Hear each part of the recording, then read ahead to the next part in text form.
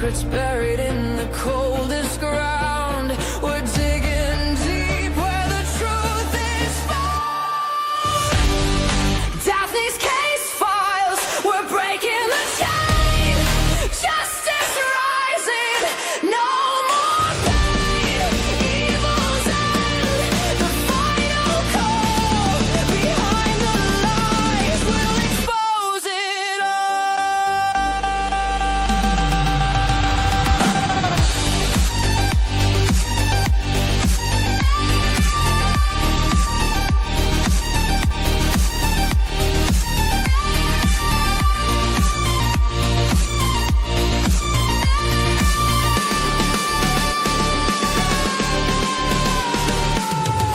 Whispers echo in the darkened halls.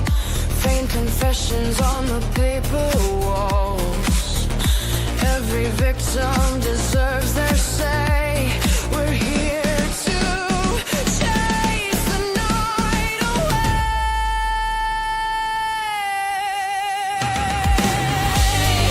Daphne's case files, we're breaking the chain. Justice rising, no more pain.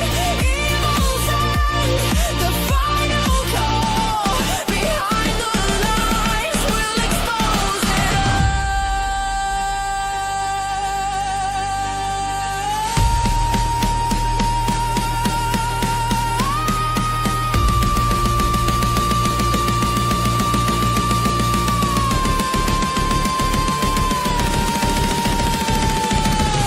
Unseen crimes, they thought they'd won, but the fight for truth has just begun. Every clue, every trace, bringing evil face to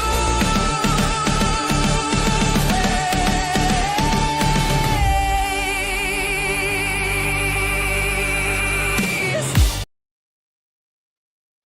Hello and welcome back to Daphne's Case Files. I'm so happy to be here with you all. I hope that you can hear me okay, and I hope everybody's having a wonderful day today. Hi, Darlene. Yes, it is my doggo.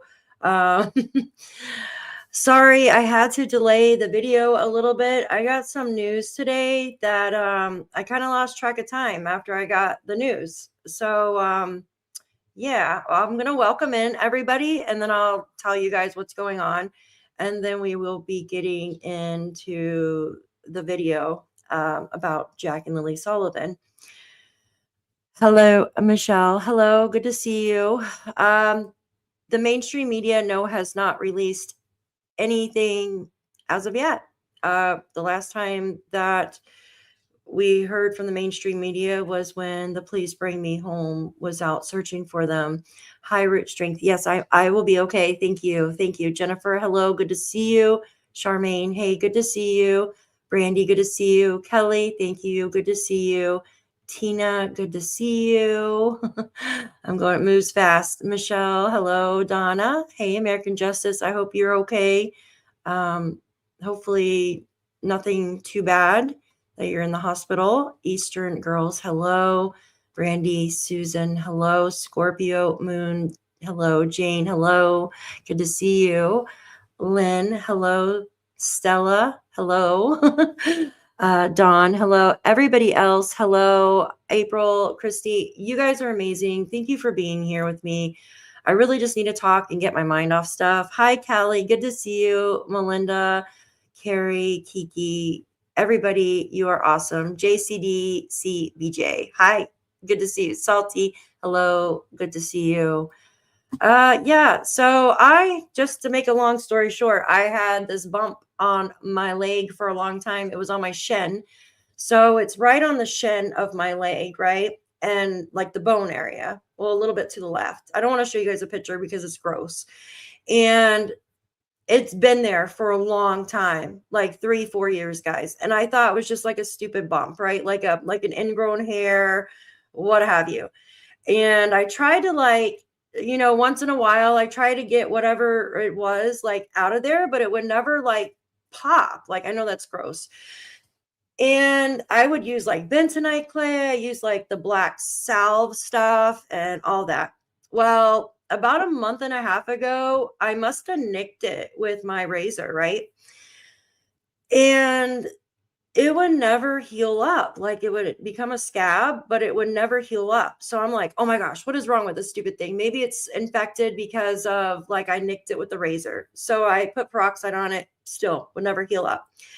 Then I put bentonite clay on it when the scab was like more healed, but it was still, And within 2 days, I left the bentonite clay on there for 2 days. I put a Band-Aid over it. And oh my gosh, like it was like disgusting. Like it left a huge hole in my leg. Like whatever was in there, it pulled out like a lot of it. Hi, good to see you. Yeah, mine's on a red. It's red around it. So my dog, I know this is so weird. She kept sniffing my leg there, kept for the past like year, right? She's like sniffing my leg. I'm like, why is my dog keep smelling my leg? Like all the time. Doesn't matter what kind of pants I have on, what? She goes right to that spot and smells it like something's wrong, right?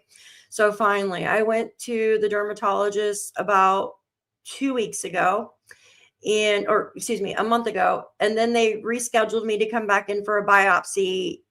It's been almost 2 weeks now.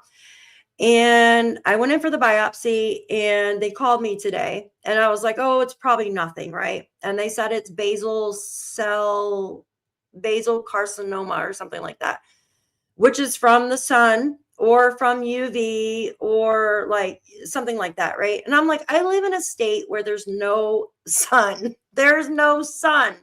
But I used to go to the tanning bed a lot and that's probably what caused it.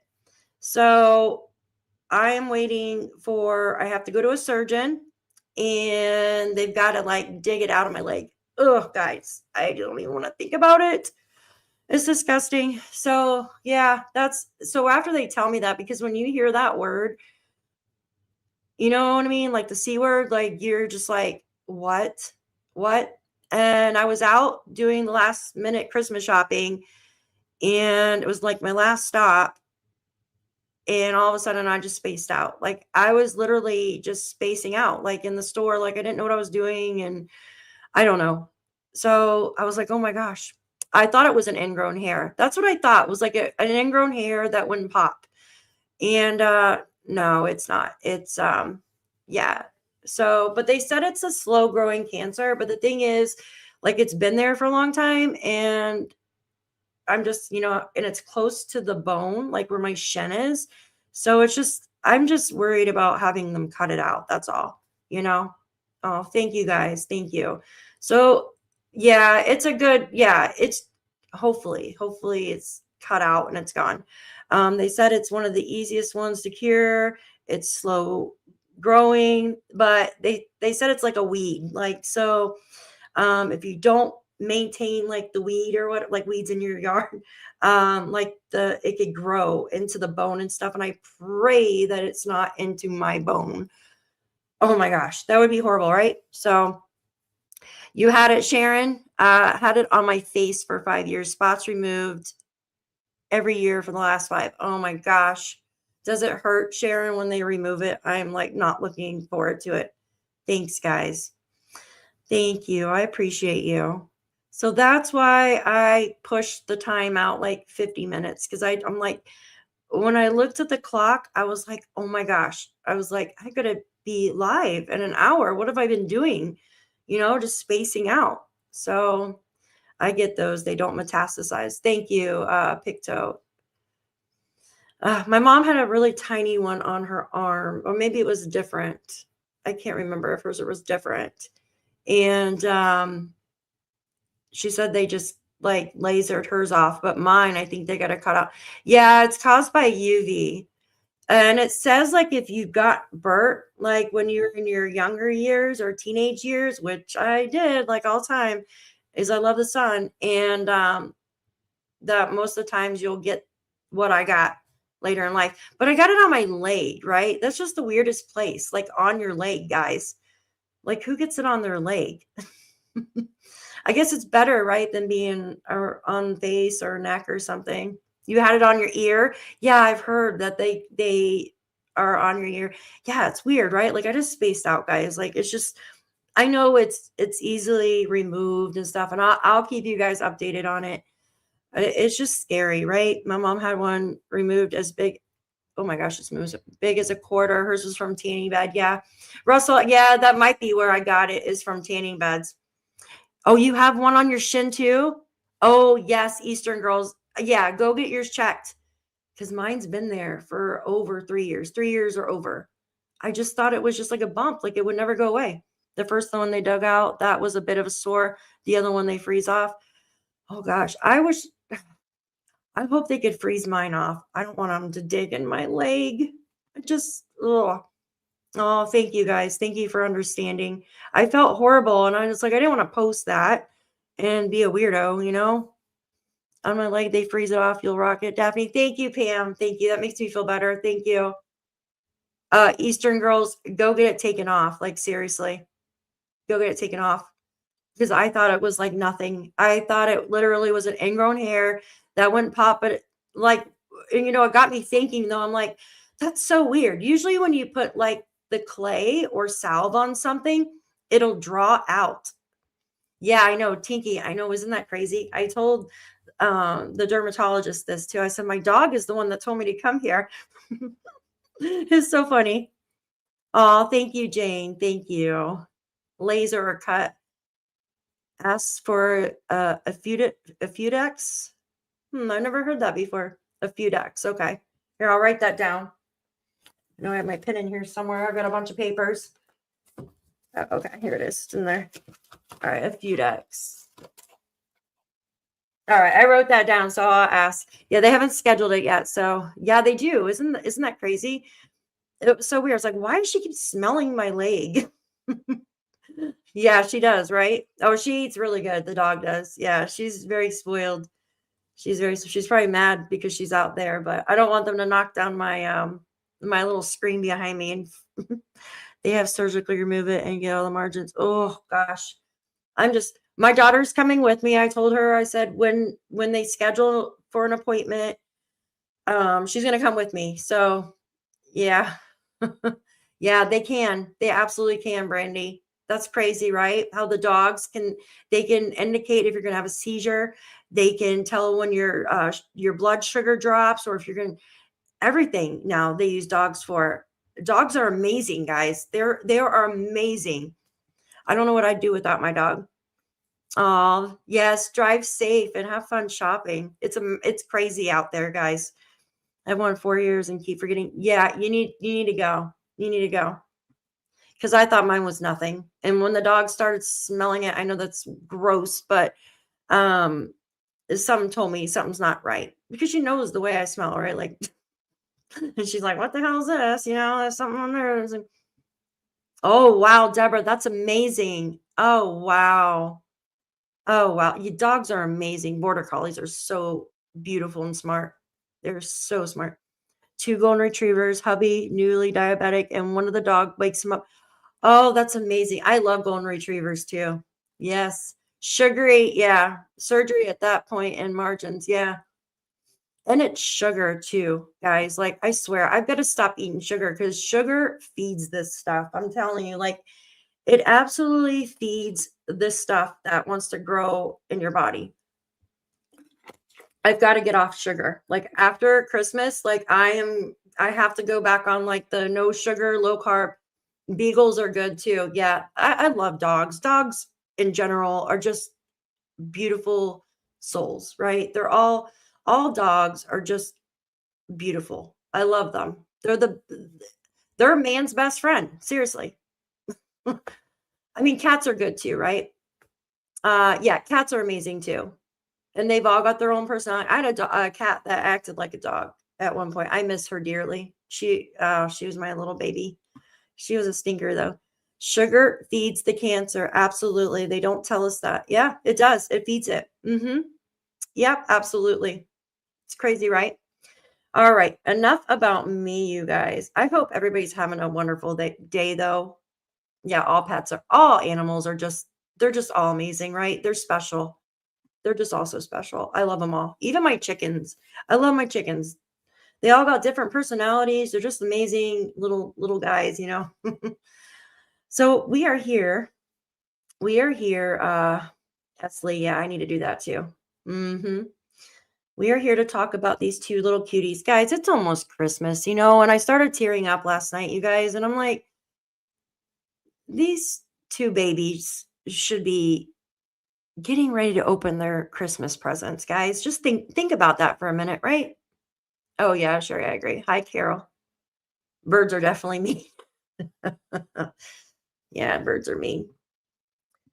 Uh, last night I get so emotional now. Like I just get so like I cry a lot. And this is sad though. It's so sad because these 2 little guys, all missing children, right? Like all these missing children, and like Christmas is coming up, and children love Christmas. They get so excited to see what they have under the tree and get to open their presents and be with their family. And it does, it breaks my heart, absolutely, Boo does. It just yeah, Jane, absolutely, it's just horrible, right? Um, it's just so sad that they're not around to enjoy the holidays with their loved ones, and it's difficult, right? It's difficult. Yeah, we need to know, was the boot print rare? Was it rare? The boots that Lily had were you can easily buy them at Walmart. They're bought at Walmart. Yes, salty. Yes, it does. Hug those babies tight if you can. Absolutely. Hi, Brian. Good to see you. Hi. It is the most exciting years for Santa. I remember when my children were little, right? And they were so excited in the morning. And as a parent, it's hard, like around Christmas time, right? Like everything is so expensive, and you're trying to, make your children happy, right? With everything. And I remember when I was a child too, like I was so excited. Like I would actually hide in our hallway and like look to see if like Santa Claus was coming down, right? When I was little, I was like, I'm gonna catch him. I'm gonna catch him. But yeah, if you guys are in, yeah, thank you, Linda. Guys, please hit that thumbs up. Please hit that thumbs up. Thank you so much. Keep your loved ones in your heart and life. Absolutely. Yeah. That pic has been thought to be laundry is Christmas gifts for Lilly and Jack and Meadow, in my opinion. You think it's Christmas gifts? I have the picture. We can go look at it in just a moment. There was some things I wanted to go over. There was just a few things. And, you know, uh, they, with the documents, nothing, what we've been told, right? What we've been told in the documents is basically like their polygraph said they were truthful. The only person that said it was cleared was Cody, which is stepdad, right? The other ones didn't say cleared, but it said they were truthful for those answers that they answered or were asked, excuse me. And, they give us some things, right? Like they spoke about where the blanket was found. They spoke about what about the boot prints, right? She goes kind of into detail with that, how Malaya says size 12 or 13, yet Malaya did buy a size 11 for Lily because she actually compared it with receipts from Malaya's purchase at Walmart. Now, there are a lot of other kids out there, like Daniel said, absolutely, right? And you'd wonder, like, why wouldn't someone come forward and be like, hey, yeah, my kids are out there playing, maybe not thinking about it or something. And maybe it could be from the other child that was on the ATV with the bus driver's wife, because she lives right there. The bus driver lives right there, right? Hi, welcome in. Where does the man boot tread? I've never heard that. The man boot tread. There, guys, there is some kind of AI videos going around, and I know YouTube is trying to nip them in the bud because there's one where it talks about, and it has a lot of views, and I'm like, it's not even the truth. It talks about Daniel driving a truck to the gas station, and I'm like, that was never said. That was never said, you guys. You know what I mean? Um, and it kind of just ticks me off. So if you guys aren't sure about stuff like that, go and see what's been released with the documents, with the news articles and stuff like that to check. because that's definitely not true. Daniel was not seen in a truck at a gas station, right? Yes, guys, please hit that thumbs up. 275 in here and 88. Hit that thumbs up, you all. Thank you. Yes, the boot was okay. So I remember something like that, Carrie, where early on there was talk, right? And I could never find the information completely, where they said that there was a small man's boot on the pipeline. And I don't know if my girl's in here. Hi, Stormy. Good to see you. Yeah, I hate those AI videos. Yes. There's a channel that does AI claiming all kinds of. Yes. Thank you, Little Red. I do too, because it's ridiculous. I'm not sure. I'm not sure. Women's, where's men's boots? Sadly, it hurts my mom heart to say Malaya seems to be the one who is deleting apps, giving wrong. Yeah, I know. I see that. Wrong size. Like, how do you not know your child's size shoe? You know what I mean? Maybe they usually wear that size shoe and then she got a smaller size boot. Because those boots, I mean, like if I buy different types of shoes, right? Now if I buy usually when I buy boots, but not rubber boots, regular boots, I have to buy a size larger because I have wide feet, right? My feet are wide. And I wear like a size 7.5, but sometimes I wear up until like an 8.5, 9, depending on the shoe, right? So maybe that's why she got it. Yeah, Jane, it is. Maybe that's where she got it mixed up. But yes, I agree with deleting the app. Why would you? Those phones should have been taken first day, guys. The cell phone should have been taken the very first day and they were given loaner phones. Just my opinion on it, you guys. I did find it odd that Lily was M's oldest child. When she grew into a new size shoe, you would remember because you never bought. Yeah. And at that age, your children are growing so fast, right? So you usually want to buy a larger size, right? So maybe that's what she was talking about, because she was talking about Lily wears a size 12, 13, right? So maybe, I don't know, but she just bought those like what, a few days prior when they went to Walmart. That was Wednesday, right? So yeah, I do find that very, very coincidental. That is, and she told Belinda they ran off on her, which implies she was present. Yeah, I found some strange clips I want to show you, and we're going to go through some stuff, some documents, guys, and I want you to follow along with me because it's very interesting, right? AI videos said, yeah, I know, it's crazy, Mike. Hi, good to see you. It is. It's very sad. YouTube has been deleting video channels like that, but unfortunately it hasn't deleted this one. Hi, Gaspel. Good to see you. Hi, JLYs. Good to see all of you. Thanks for coming in. Wouldn't Lily wear a size 6? For a 6-year-old? No, they usually wear like around 12, 13.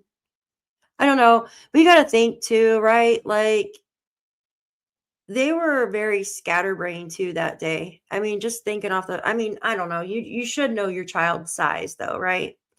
But hey, hi Lori, good to see you. Thanks for being in here. All right. So I found this article. This is on Reddit actually. And guess who it's from? It's from Hunter S. Look, Hunter S. And he wrote this 6 months ago. So he has like a little Reddit thread on here. Isn't that cool? He has his YouTube link. I'm pretty sure that's it. And his links here for his YouTube. That's pretty cool. Look, he's got, yeah, it is Hunter S. True Crime because he's got all of Daniel Martell's interview in chronological order, right? I think it ends, well, it doesn't have the dogs in there yet, I don't think, but I'm sure he'll make one. Yeah, he does a great job though. Hunter S. does. And that's the picture of the kiddos. Is that another? Oh, there we go. Malaya and Daniel, right? It's the house. All right. And the door where they allegedly left out of, right? I go find things on Reddit to bring it to you. Yeah, Reddit's great. Reddit is great. And he's doing a good job because he put backlinks to his channel. That's smart. Shoe size is around 11, 13. Yeah, I'm between. Yeah. And she's very small. Absolutely. Very small. Yeah. Hi, Christine. Good to see you. So I'm going to remove this and I want to take you over to just a clip, right? And it's from DT's channel. I just made a quick clip so I could just show this so I wasn't looking through the timestamps. And I put it under, hold on one second if I can find it now. It's right here. Give me just a second. Okay. So I just put it under like private. It's something I want to show you without having to look through the whole YouTube. Okay, so watch Daniel when he speaks about checking on the children after midnight, right? He shakes his head like, okay, so I have a question for you guys.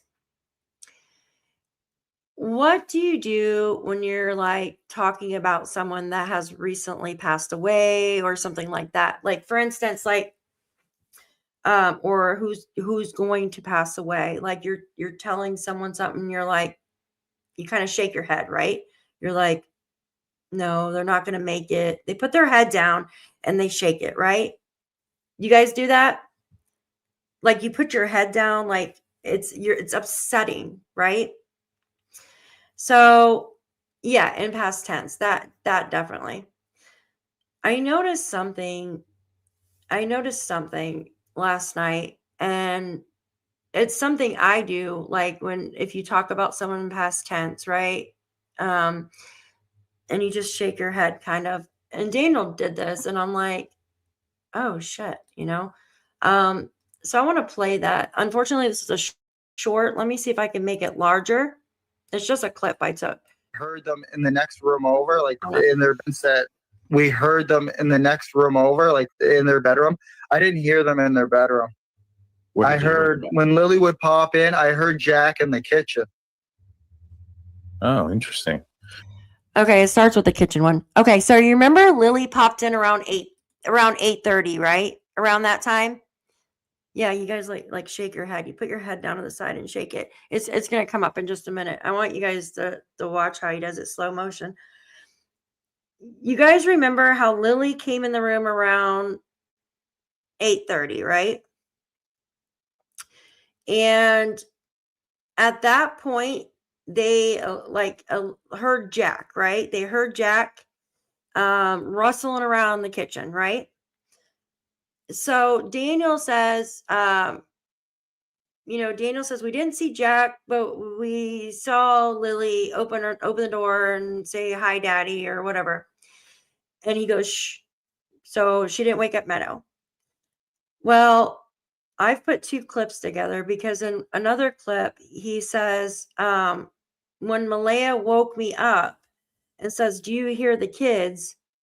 He says, well, you listen for a minute to see if they're in the kitchen, because when they're quiet, he said, when they're kitchen getting into stuff or whatever, you know what I mean? He says, when they're quiet, it means basically they're getting into stuff. But why would they be in earlier? He was in the kitchen rustling around getting stuff. But now you're saying he was being quiet when they get in the kitchen. So it's really confusing, right? Like two different things. All right, hold on, listen. In the next room over, like in their bedroom. I didn't hear them in their bedroom. I heard when Lily would pop in, I heard Jack in the kitchen. Jack in the kitchen. Oh, interesting. Yeah, I heard him rustling around in the kitchen, right? But then when me and Malaya made our way out to the kitchen, it was in the first 5 seconds that she said, I don't hear them. Okay. And usually you would have to wait a couple you know what I mean? Or like 30 seconds or something like that, because it could be in the fridge, because that's usually what everything goes quiet when they're, Everything goes quiet when they're in there. But you just heard Jack at 8:30 in the kitchen rustling around. So now You're going to listen to see, right? grabbing food or doing something, right? Why would he be in there again grabbing food? Like, usually kids just grab all they need, right? It's when they're stealing food. Yeah. Yeah. Never get past 35%, 90% of time. Yeah. Listen, so this next part is when he tips his head to the side. Yeah. I went to bed actually a lot later than Malaya did, I think. Like Malaya was already asleep when I came into bed. I remember flicking on the light for the kids at 12 at night, or a little bit after 12, so a little bit after midnight, and both of the kids were. You see it? So he jerks his head like, I mean, maybe it's nothing. Maybe he's just having a spasm. But like usually when you're talking about someone that's recently passed or something like that, you're like, you know what I mean? Like they're not here anymore, right? I don't know. I do anyways. Oh, would you get up to see if they were getting fed? Yeah, they should have already been up. Well, at least Malaya should have been up. I don't think Meadow would be sleeping in the bed. And if she was, she should have been up and changed her diaper. See, we were never told that point at 6 o'clock, right? 6:15 when she's up. If she changed Meadow's diaper, if she went in and checked on Jack and Lilly, nothing. Hi, Dolphin. On a ladies live about this case, can you get an expert of a facial microexpressions to come on for a few live shows? Yeah, I could try. Yeah, it might be what that is, Brandy. Yeah, look, watch again. Like, I just know when I'm talking about someone that has recently passed, not going to make it or something, I put my head down and shake it to the side. And I feel like he had caught himself. And maybe allegedly that's why he checked on the kids at midnight. Just speculating, guys. 12, so a little bit after midnight, and both of the kids were fast asleep under the covers. See that? That we heard them in the. I don't know. He does it real quick. Like maybe he had a burp or something. Who knows? maybe he had something in his throat. I don't know. But I saw him go like that, and I'm like, Malays took meds and passed out Thursday. Could. I mean, we can all agree that the children, in my opinion, seemed like they were being neglected, right? They really did. Because nobody seemed to be watching. Now, I know Janie said that she would watch Jack and Lilly. Like, she would text Malaya, right? When the kids would be outside with no coat and stuff. Like, that's crazy to me. All right, let me present this to you. There we go. All right. I don't know if you know anything about this. So this talks about math, right? Like some myths and facts on it, right? What happens to someone when they're on it, when they're using it and stuff like that. I just want to kind of go over this with you for a second. And I have something else. I think they woke up Meadow, maybe. Yeah, maybe. Eyes look big, pupils. Yeah. It's still likely they noticed they were gone the night before. I feel that something absolutely happened the night before, blacklisted as well. Just my opinion, but that's just my opinion. Thanks, Brandy. Those kids, yeah, it's so sad. It's so sad. I mean, they should be home, like getting ready for Christmas, guys. Oh my goodness, it moves so fast. She had to be up to send a message to, yeah, exactly. Absolutely. Why no details? Why no, like, yeah, I woke up, I checked on Jack and Lilly to see if they were okay enough to go to school. But the thing is, that's not even enough time from 6:15 to 6:17. That's not even enough time to go check to see if they're okay, right? Yeah, I agree. I know, I know, that's so sad. She probably wonders where her brother and sister are. Very sad. So it goes on to say, we're going to read over this for just a second, right? It says myth about math, right? It says you have to use math only once to become addicted to it. And this brings me back to when Daniel was talking about, when he was talking about how he can do it and his brain isn't messed up, right? Remember the text that was shown? You guys remember that? That he can use and it doesn't mess up his brain. Meadow supposedly had a bad diaper rash too. Yeah, I heard about that. No way she didn't have to get up. Absolutely, because if your child has a diaper rash really bad, you have to change the diaper a lot so they're not sitting there getting wet and getting more rash, right? I think they're both up. I think she used his phone. Yeah, remember that, Randy? He says no, she didn't. But yeah, how would he get a confirmation email? Absolutely. Because think about it. Malaya said Daniel had no way to get into that app for school. So how would he get a confirmation email that she had checked him out, right? DM could have a phone to read cohesive control. I mean, could have, yeah. Yeah, thank you, Haley. Thank you. Yeah, that's a gray area there, right? Okay, so myth. You have to use math only once to become addicted to it. Fact. Not everyone who uses math becomes addicted after a single use, but it is easy for an individual to become addicted to math in a short period of time because math drastically, and quickly enhances a person's mood. When a person uses math, high levels of the neurotransmitter dopamine are released into the brain. Remember, he says this when he got his polygraph. Remember that? Excuse me. With each subsequent, I cannot talk today, use, the body's natural supply of dopamine is reduced, leaving that person feeling flat and depressed. That's how Malaya was that morning. Remember? Malaya was flat and depressed that morning, you guys. Stormy, thank you so much for becoming a member of Daphne's Case Files.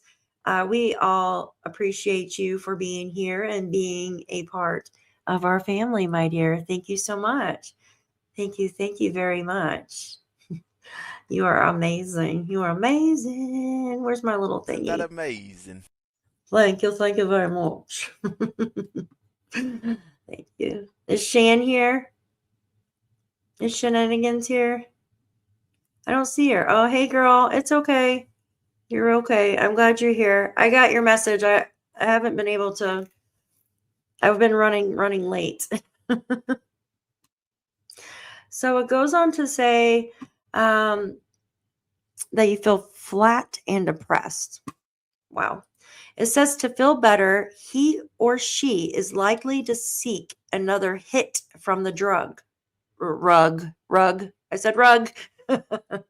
In contrast to Coca-Cola, which is almost completely metabolized in the body and quickly removed.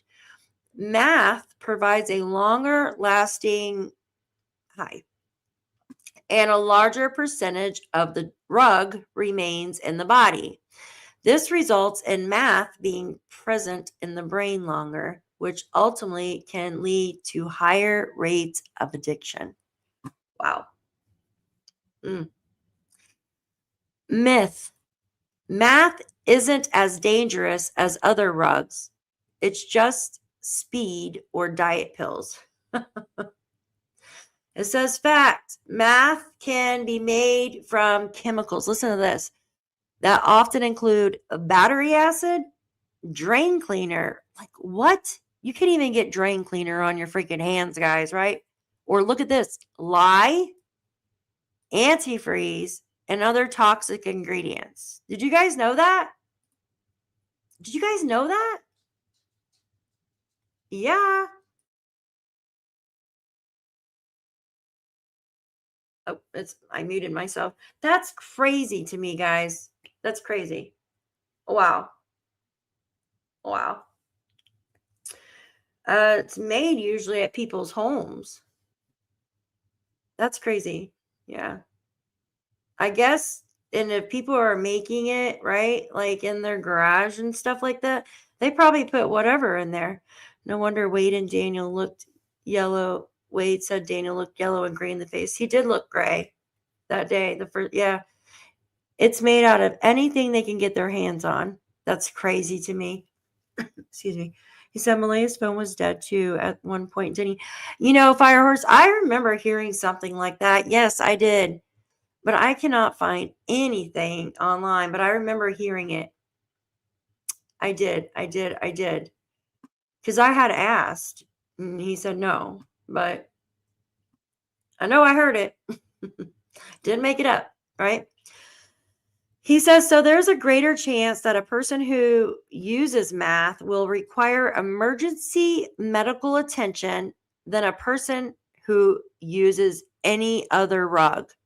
So could this have been why Malaya needed medical attention that day as well? I'm just speculating. I'm not saying that's why, but because she did look like, you know what I mean? But that could be because Jack and Lilly were missing. Long-term meth use causes paranoia and delusions. I think Finny is, I'm just going to call it that because I don't know what else to call it. Isn't that like a pain pill or pain patch or something? I think Finny is like a pain thing. I don't think it's like meth. Yeah. I don't think it's like math. I could be wrong, but I'm not a rugologist. You know what I mean? Like, I don't know. Hi, Donna. Good to see you. She needs an ambulance weeks before the disappearance happened. Yeah. It's just a sad situation, right? So paranoia and delusions, right? Which can last for months or years after a person has stopped using. Oops. So while using and after they stop rug hunches. Yeah, I clean rugs for a living, guys. I'm just joking. So think about that though. Like, think about that for a minute, guys. Hold on, I gotta fix my chair. It's so uncomfortable. Like it has like legs that stick out where your feet should go. That's crazy to me. That's wow. Paranoia, like somebody's watching you, right? Somebody's watching me. I don't know the rest of the words. And delusions, right? Like seeing stuff, hallucinating. Like, did you say that? Or did I say that type thing? You know what I mean? Which can last for months or years after the person has even stopped using. So goes on to say math labs have destroyed the environment where toxic lab byproducts are dumped into the soil or drains. That sucks, dude. That sucks. I wonder what would happen if somebody, like, say your neighbor's using math, right? What happened? What happened? Fetty's an opiate. That's what I thought. There was a couple on math that left their baby on the swing for a week, not realize. Oh my gosh, Susan. Oh, Susan, that is so sad. Jeez. See, that's what I mean. And I'm not, it's one of the worst that you can do. It's one of the worst. It's really sad. That's heartbreaking, Susan. That is absolutely heartbreaking. I can never, yeah. You can go into permanent psychosis. Absolutely. Because it messes with rewiring your brain, eats your brain cells. Yep. More potent than more. Yep. Absolutely. It is. Yep. And it's made by just people wanting to, math is, yeah, there you go. It's made by mathematicians. There you go. PICTOU. I love that. Thank you. That made me laugh. Thank you. Yeah. Some people never come back from psychosis. Absolutely. Absolutely. Yeah, I hate them too. Because think about it. What if your neighbor, like, I want you guys to think about this for a minute. What if you have a neighbor, right? Like, if you have a neighbor that lives close to you and they're making math in their home, right? You know, their home could explode and like even blow up yours, right? If you're close to them. Like some of these new homes that they're building, right? You can reach out and touch your neighbor. They're so close, right? So what if your neighbor's making it and they're throwing like the chemicals and stuff outside in the ground, and those chemicals, when it rains, it can drain over into your freaking yard. So if you have kids and these jerks are making this stuff and those chemicals are draining in your yard, your kid's out playing with the ball or something, and the ball like goes into the chemicals and they put their hands on it, and you know how kids are always putting their hands in their mouth. Yeah, that's scary as shit. That's scary. And it's sad. Holy moly. Okay. So it says here, remember, I think we were talking about this. I was calling it something else. Myth. Since pseudominephrine or minephrine or whatever, Sudafed, I'm just going to say that, was tightly regulated in 2005, math is no longer a problem. Bull crap.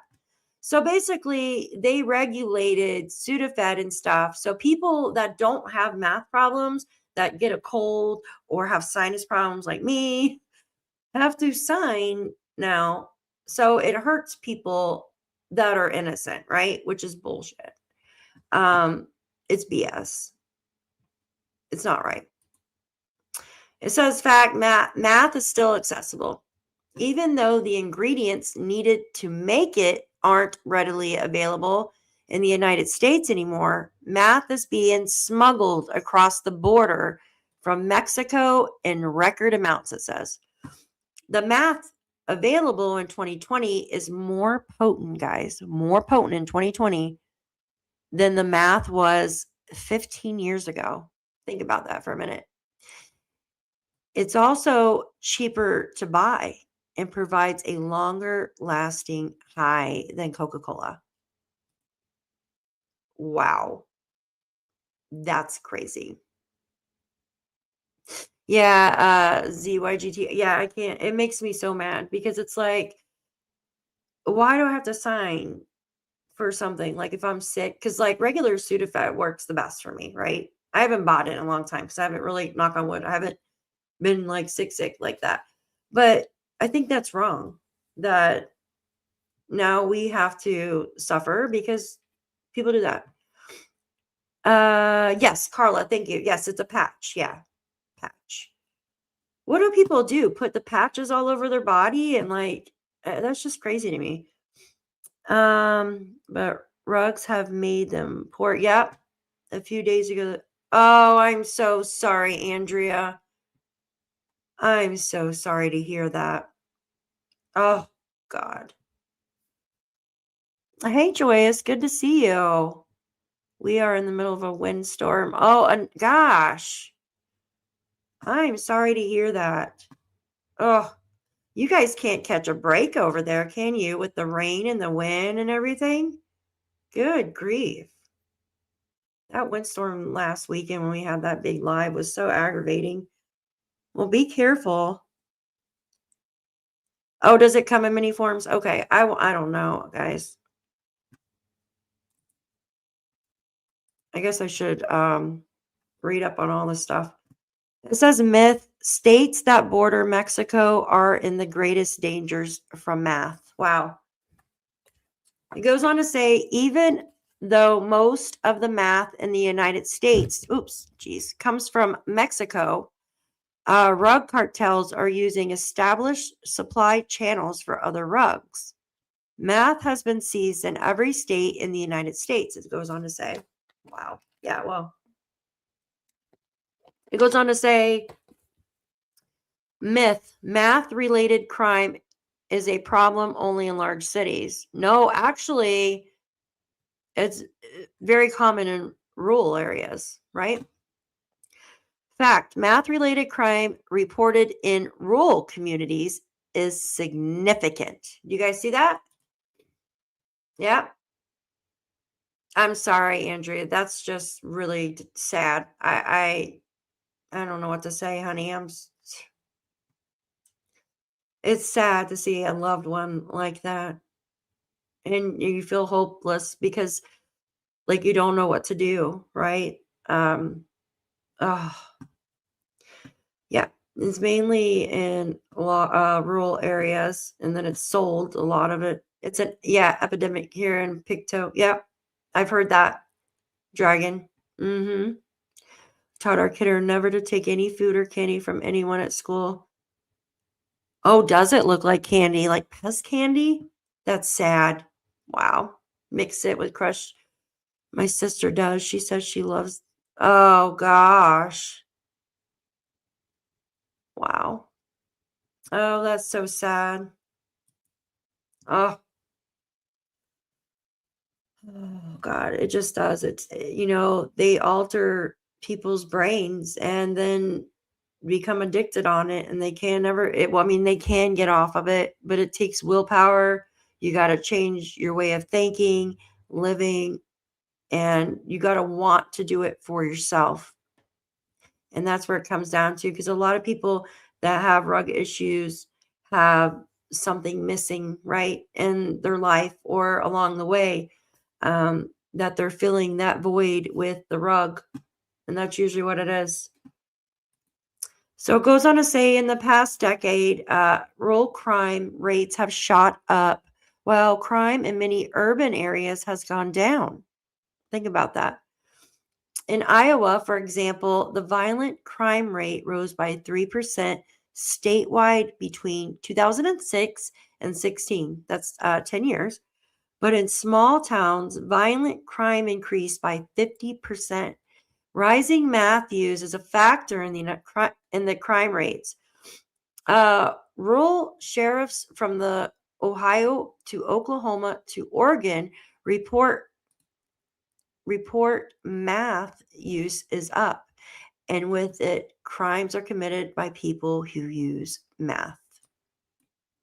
Right? So, in my opinion, people that are using math are not like these and I'm not trying to say, you know what I mean? I'm really not trying to say this in a mean way. But guys, how are you having a functional family, being a parent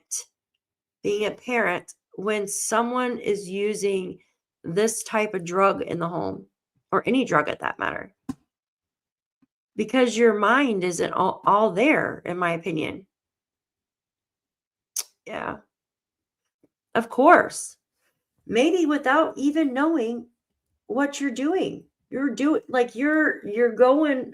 through life not even realizing what you're doing.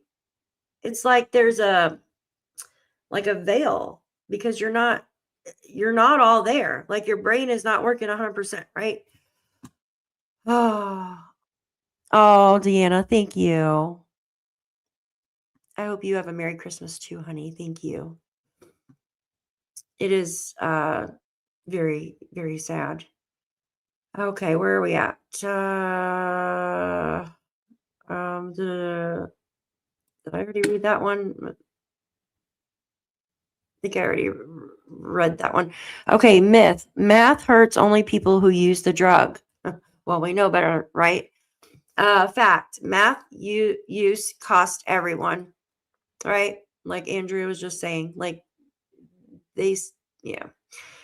Math causes delusional thinking and greater willingness to take risks. So people who use math are more likely to commit crimes. There you go. Now, this one. Many cases of domestic violence are math related. Children whose parents use math are often abused and neglected. Right there. Right there. In my opinion. It was a madhouse. Yeah. Guys, you couldn't pay me $1 million to go in Walmart today. And I live in a small town. Well, I had to drive to the other town to go to Walmart because we don't have a Walmart where I live. But yeah, right. Yeah. What happened? Oh, I'm so sorry to hear that. I'm out. Oh, it is. Oh, I'm sorry. Yeah, it's just, I know this is a very sensitive subject. And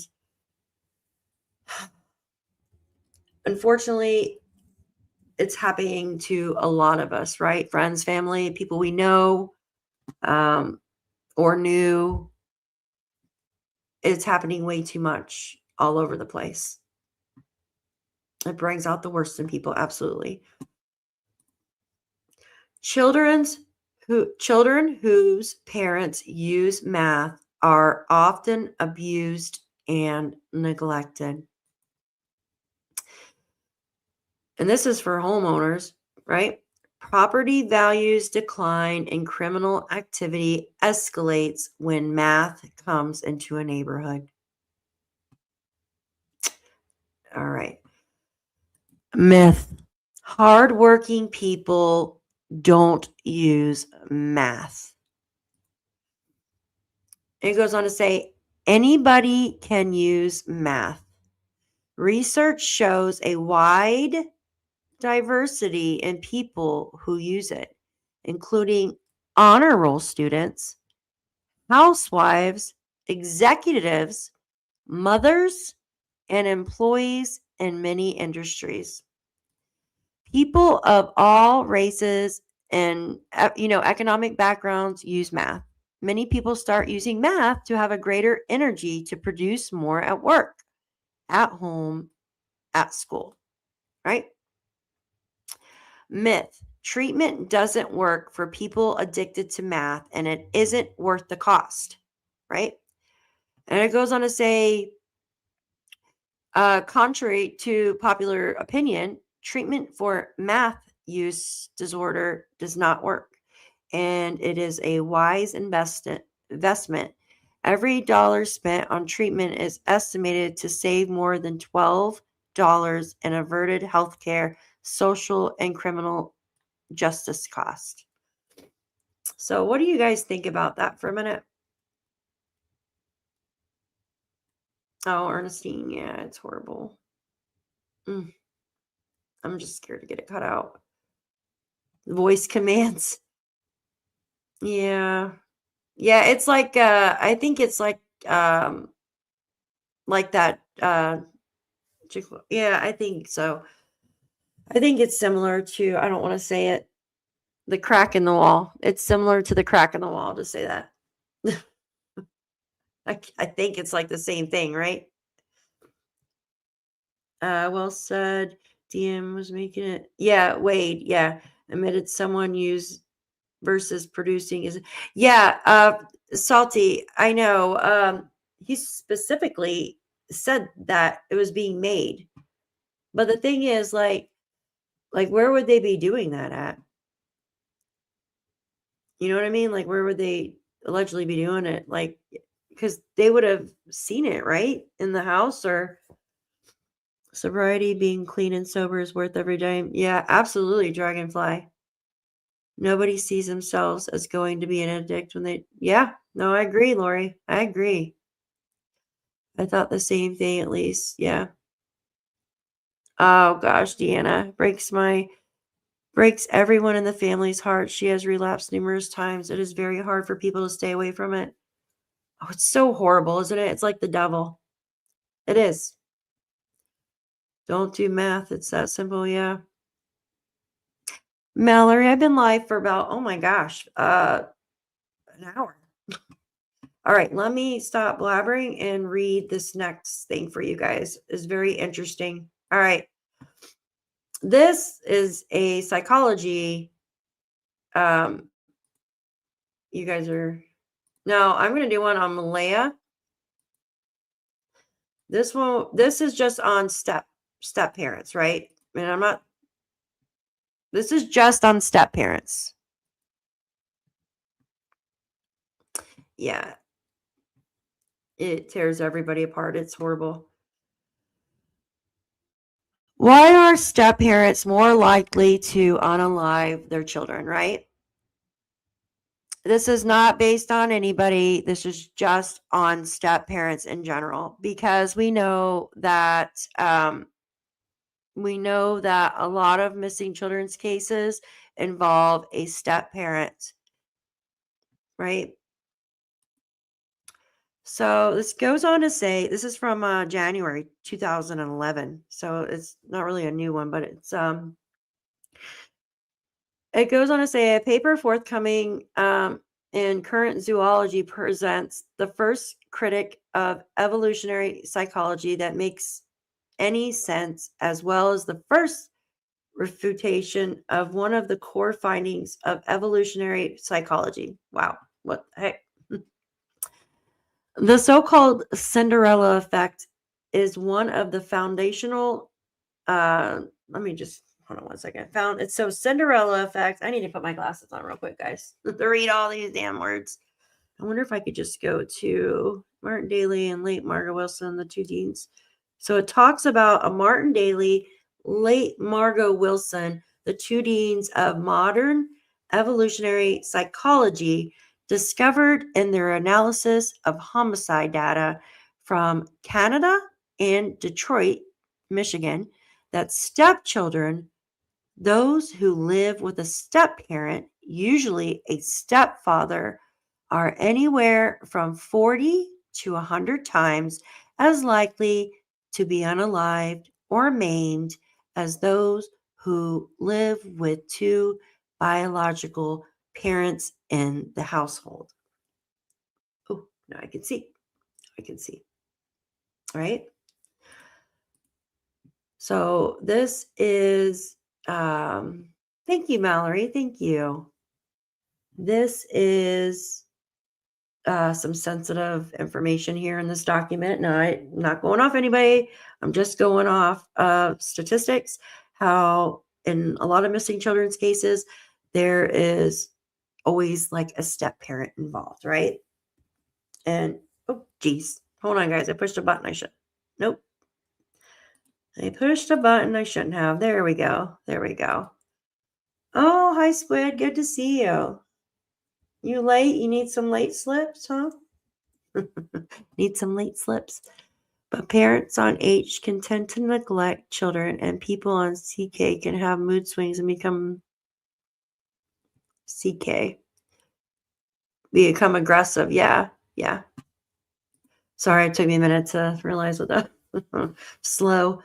It goes on to say, in retrospect, this makes perfect sense. Parental love for children is evolutionary conditional on the children's ability to increase the parents' reproductive success. Stepchildren do not carry any of the genes of the step parents. So there is absolutely no evolutionary reason for step parents to love, care for, and invest in the stepchildren. That's sad. Worse yet, any resources invested in the stepchildren take away from the investment that the step parents could make in their own genetic children.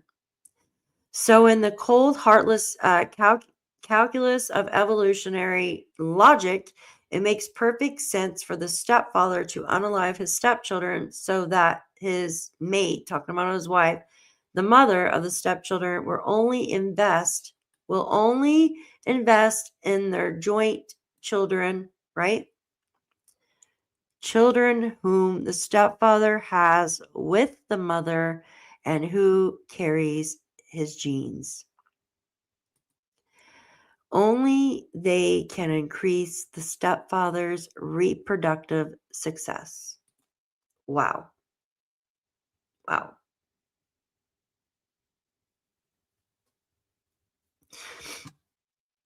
Oh, good to see you.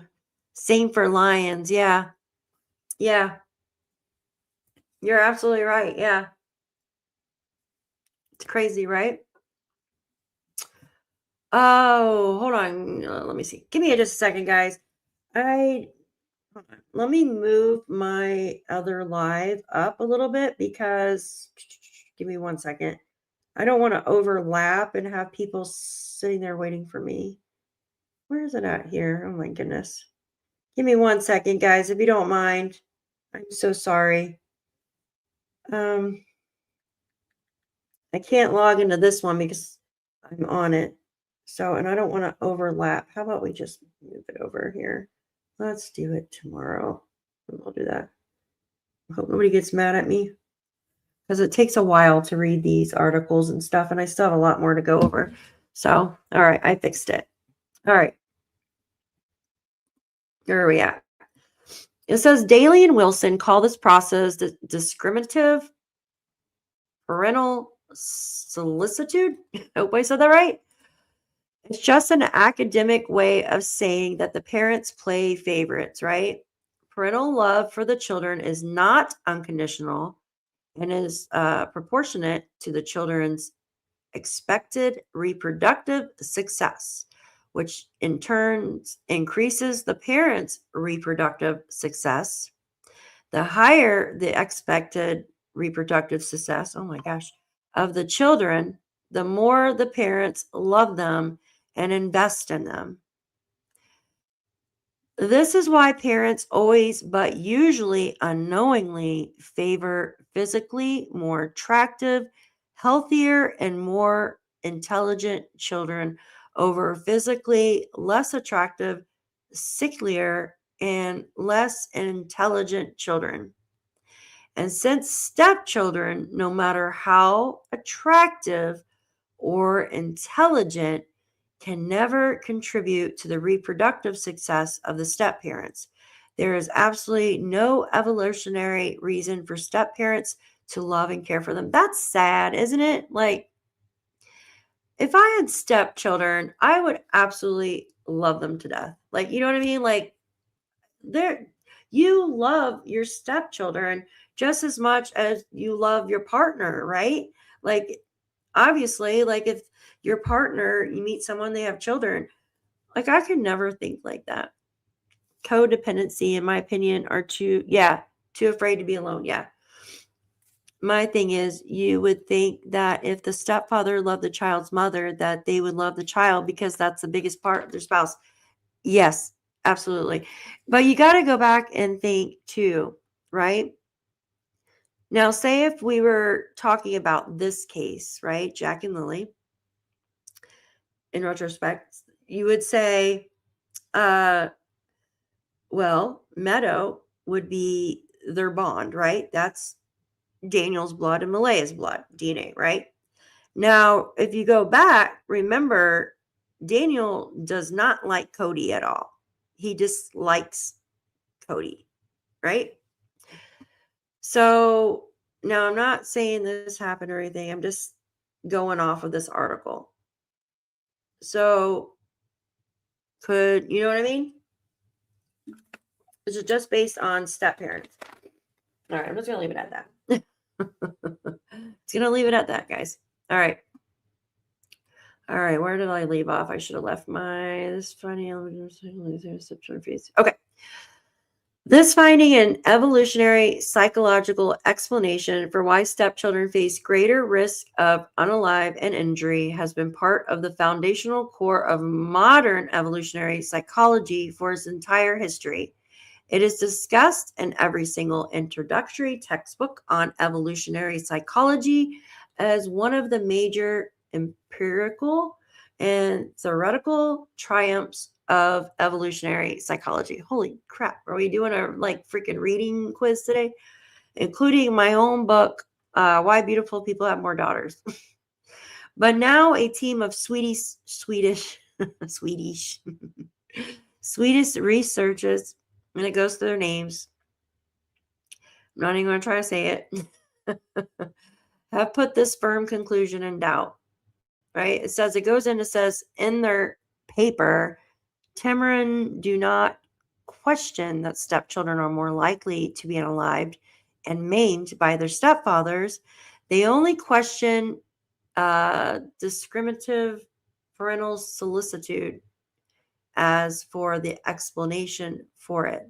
They point out and demonstrate with a small Swedish sample that men who become stepfathers by marrying women who already have children from previous unions with other men are more than likely to be criminal and violent to begin with. Wow. Think about that. That right there. That men who become stepfathers by marrying women who already have children, like say in this case, Malaya, right? She already has 2 children from Cody,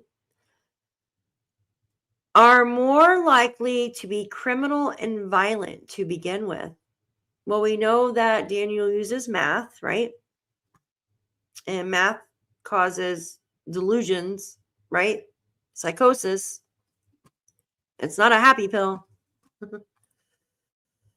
It says he argued that their greatest tendency towards criminality and violence, not their genetic unrelatedness. And this reason, they are more likely to unalive and injure their stepchildren. That's freaking nuts, right, guys? Hi, Mama Sue. Good to see you. Yeah.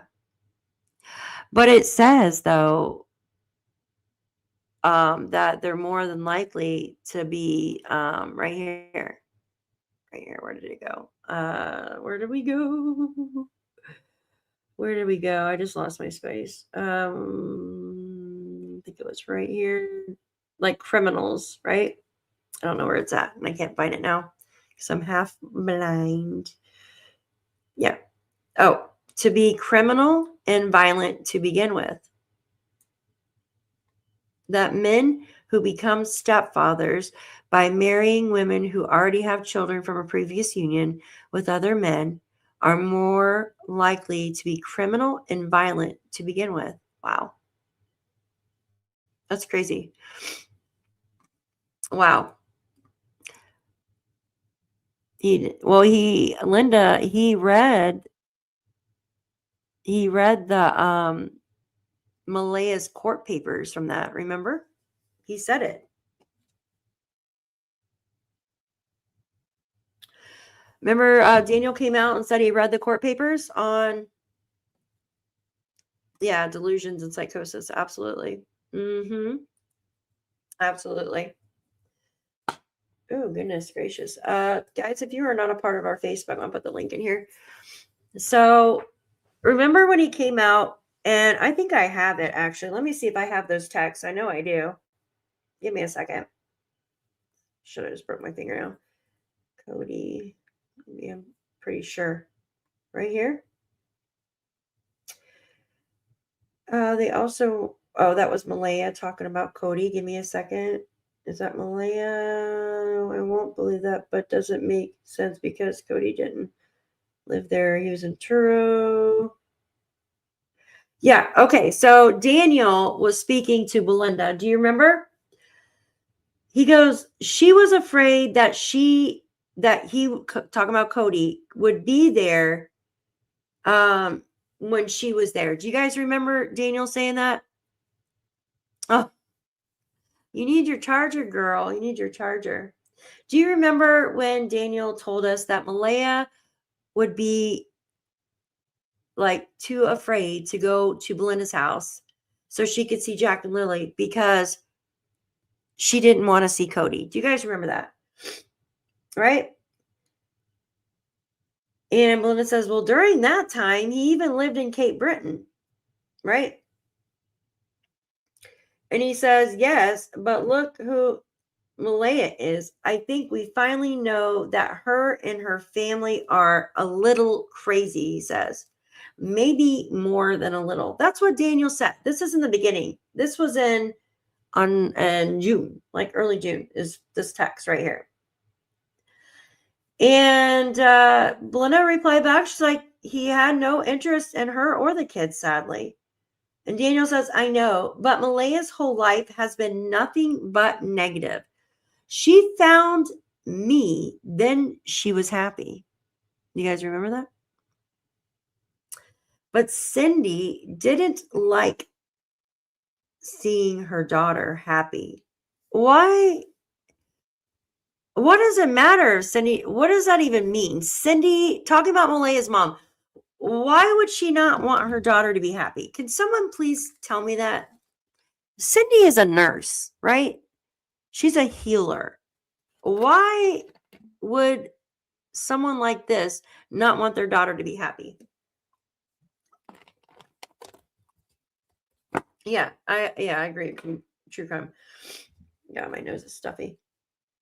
I was talking about Sudafed. Now my head's stuffed up. Jeez. And he goes, excuse me.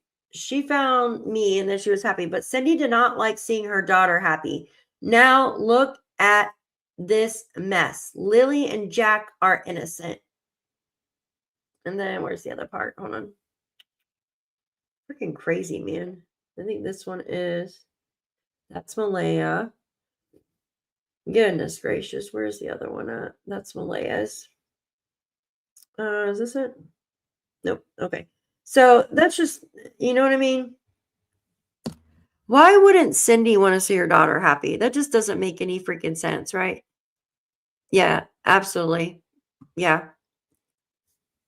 There are nurses who don't get along with their children too. Yeah, no, I understand. But I'm not saying like she's some math head or like, you know what I mean? Like she's a hardworking woman, right? Someone that works in healthcare.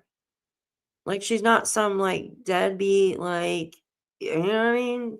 So it sounds like to me, like, I don't know, like Malaya was spoiled or something. It seems because remember Kiki said that her mom still picks up after her.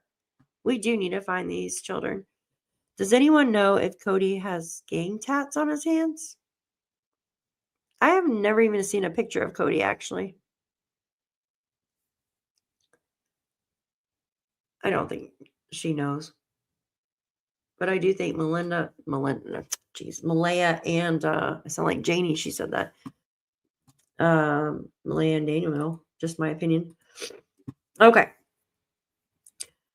Once again, in retrospect, this makes perfect sense. Divorced women with children are on an average older, which not in this case, right? Not in this case. So they have lower mate value than a younger woman without children. Well, Malaya is what? What is Malaya, like in her early 30s? Is Malaya in her early 30s? I've seen a pic of him and he didn't have any tats. I don't think I've ever seen one. Maybe I have and I just don't remember. Gang tats on his hands.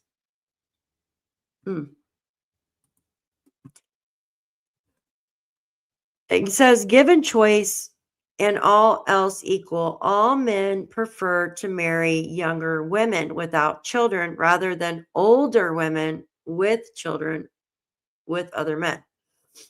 The logic of a sort of mating would suggest that women with a lower mate value are more likely to be with men with a lower value.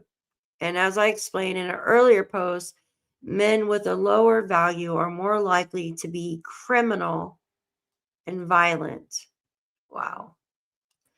So do you guys see what they're saying here? Guys, 321 watching. Please put that thumbs up, please. And if you want to be a part of our Facebook group, I will post the link in here where we talk about all sorts of cases. Thank you. Yes. Hashtag find Jack and Lilly. Absolutely. It goes on to say in their analysis, Timron and his colleagues show that men who are in step families, right? That men who are in step families, men who have married older women with children are significantly more likely to have criminal records, both for crimes in general and for violent crimes. And in cases where stepfathers unalive children in their family. They are equally likely to unalive their genetic children as they are to unalive their stepchildren. Of course, given, I'm not going to say that, especially in Sweden. This is the way they explain it. And thus, paternity uncertainty are not necessarily real genetic children. They are only putative genetic children. What the heck? The only major weakness, which the authors themselves openly acknowledge, is extremely small sample taken from one small nation. There aren't just many homicides in Sweden, child homicides or otherwise. So their findings must be replicated with larger samples in other societies. But at the very least, their paper has begun to throw one of the foundational principles of evolutionary psychology into possible doubt. In my experience, this is the first and so far the only study ever to do so, and their findings are replicated. And if their explanation for greater risks of homicide faced by stepchildren is true, then his colleagues have secured their place in the evolutionary psychology hall. Whoa, that's a lot. Dang. You were making me freaking read all that. What do you guys think about that? That's pretty wild, right? It's pretty wild.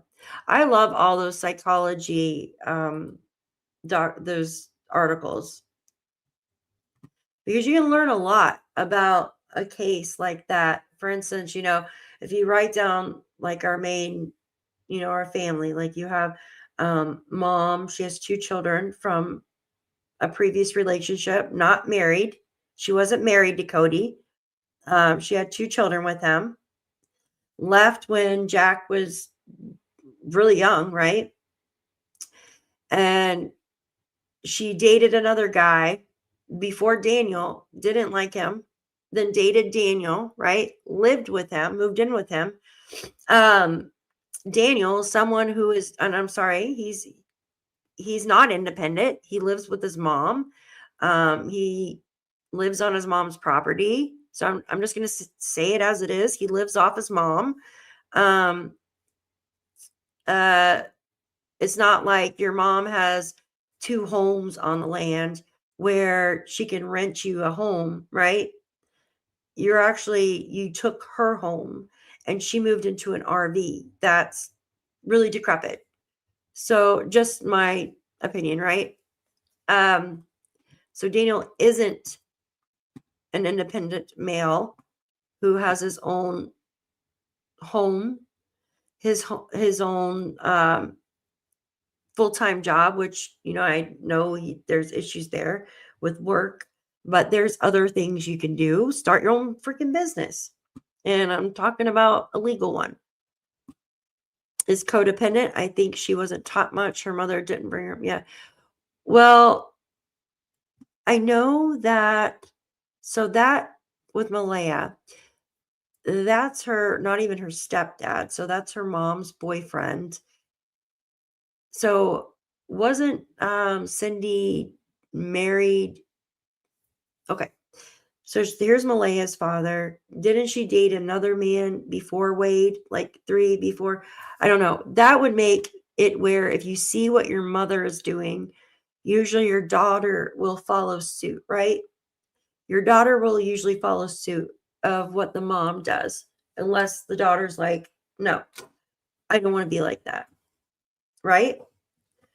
That's usually how it is. I'm like my mom now, like I'm way more independent than my mom. Like I've always like, I'm the type of person who doesn't need a freaking man. I will do everything myself, right? Which I think I'm too independent. There has to be a happy medium there, right? But you got to have a healthy relationship, because once somebody's in an unhealthy relationship, they don't want, like, it blocks you off.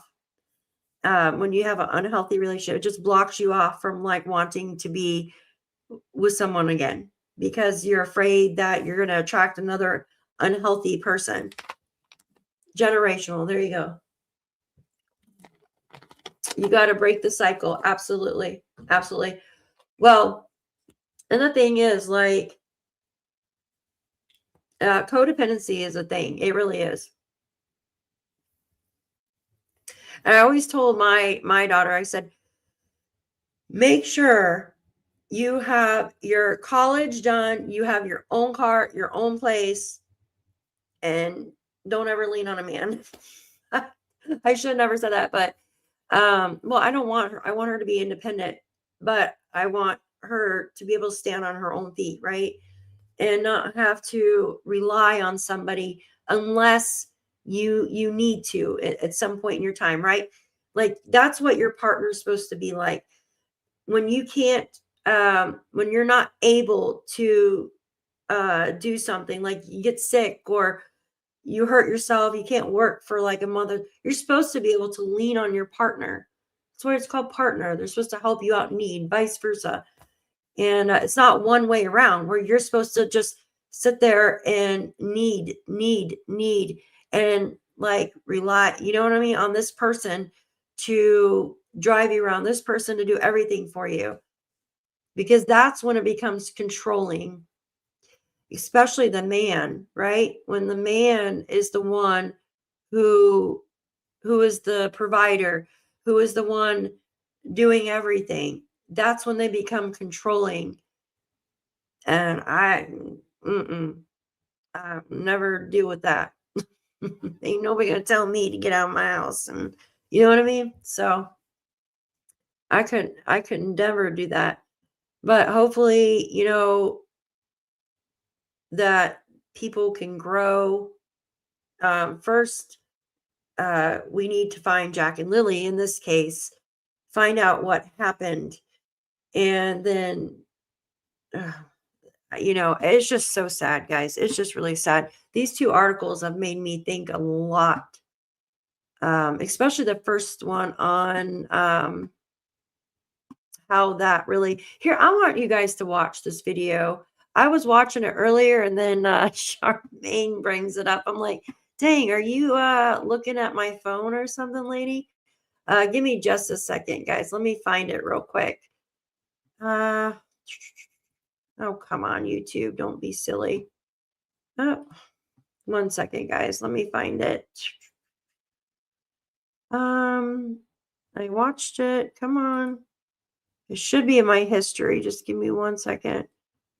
So is everybody ready for Christmas? Or what? Everybody ready for Christmas? It's like sneaking up on us, right? Oh my goodness, this slow computer. Come on, please work. Oh my gosh. I can't believe it's in a couple days, you guys. Christmas is in a couple of days. That is nuts to me. Hold on, I gotta go through these. I was looking up my leg thing. All right, where are you at? Of course you're not gonna be on here. Damn it. I can't find it now. Shit. Well, dang. I can't find it. What did I do with it? Oh, you know what? Let's just go back and watch more of this interview if he doesn't mind me watching his channel. All right. I can't find it. I don't know what I did with it. It was on my phone earlier, and oh, that's awesome, Jen. I know it is hard. You know, guys, the internet is supposed to make us closer, right? Like make it easier to meet people. And all it's done is like with relationship, right? With meeting like for a relationship. And it seems like it makes it harder for the younger generation to actually meet people now, even though there's dating apps and stuff like that, right? It seemed so easy back in the day, to meet people, but because you go out and do stuff, right? But now everybody's on their phone and stuff. Like they're on their phone. You walk into a store, everybody's on their phone. Everybody's so like in their own bubble, if that makes sense. I'm on my way to Nova Scotia to see the family. Need to wrap. Oh, have fun, Universal Law Truth. You're not ready, Leslie? We certainly had enough snow. We're not getting a white Christmas. Yes, already got the last of the food. Good for you. I never met a man I wanted to have children with and be tied to for 18 years. Yeah, I am now. Yeah, Shan's lucky. Shan's lucky. She's got a good man, good family, and she's ready for Christmas. So, right? Ready as we can be. Right? Yeah, there you go, Salty. Ready as we can be. What I found was men will say, I love, admire, respect a strong woman, but will try to beat the independence out of you. Yeah. Or expect you to look after them. Yes, I hate that. Like, oh my gosh, that's the worst fire horse. Like when you have a man who expects you to pay for everything and be their mommy, right? No way. No freaking way, Jose. You're a grown man. You're an able-bodied man. You can get out and work. Yep. I'm not doing that. Yeah, it sucks, guys. I hate snow, but I'm like, damn it. Hey, Jen, I haven't wrapped the damn thing either. I'm just going to throw them all in bags. Throw everything in a damn bag. Seriously, I got 100,000 bags up there, up there in the attic. I got a little surprise in some of them. We had a little mouse running around. I'm like, please, dear God, don't be in the attic when I grab the bags. What are you guys having for Christmas dinner? I'm going to try to do prime rib. I had it last year, but it's so expensive, but it's so good. I don't like turkey. My mommy days are over. Kids are grown. Sure as hell ain't raised no man. Absolutely. I'm out. Same. I bought one gift this year in Christmas dinner. Inflation. Oh, yeah. It's horrible. True crime junkie. Inflation's ridiculous. Mm-hmm. Everything's so expensive. Our gas went down here in New York State, not New York City. It's probably like $500 a gallon, but it went down to $2.88 a gallon. I was like, whoa, am I seeing something? Yeah, I don't know how long it's going to stay there, but yeah. Oh, yeah. Brain fog. I have it too. Oh, good. You're going to your niece's barbecue. I hate me too. I don't like it either. Well, once in a blue moon. Like I do a bad job at it though. Cornish game hen. I love those. They're so good. I used to get them and my kids would laugh. They're like, we don't want to eat the little birds, Mom. We don't want the little birds. It was so funny. So now I get them for myself, but I laugh with them. I'm like, when they thaw out, I'm like, do you want a little bird? I don't know why. They taste good. I love the taste of them, but they think they're oh, beef Wellington. I haven't had that in a long time. I just can't do it. I buy my grandkids crap around the air and my adult children. Oh, I know it stresses you out, right? Envision. I hear you. I've got a little tiny tree in the living room, right? Usually I decorate my house. I put big red bows. Sometimes I'll do lights, but it's a lot of work, right? I hate taking it down. But I need to go put, my mom's probably watching. She's probably thinking, you better go put your wreath on your door. So I'll go put my wreath on my door. That's easy enough to like take off and put up, right? But I usually decorate, like I have flower baskets or boxes or whatever in my windows up top. And I'll change the flowers, but I just had the window sills fixed and I got to put the flower boxes in. So I'm kind of like, I haven't really gotten into it. I haven't really gotten into it this much this year.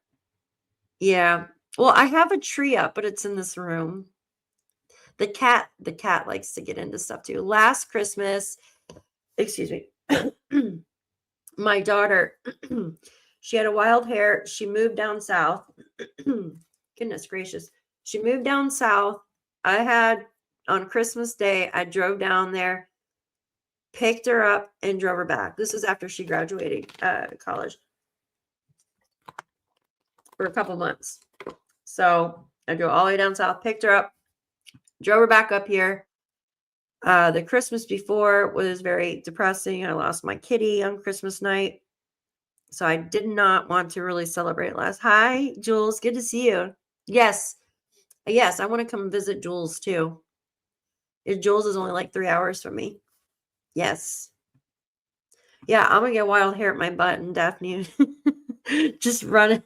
Just drive and come see you. Run. I almost said run. I couldn't be running anywhere. Yeah, I know. I'm out. I'm iffy with trees too. Like I have fake trees. I don't like cutting real trees and putting them, you know what I mean? Because I don't know, guys. I love trees. Like literally, I'm a tree hugger. We need our trees, right?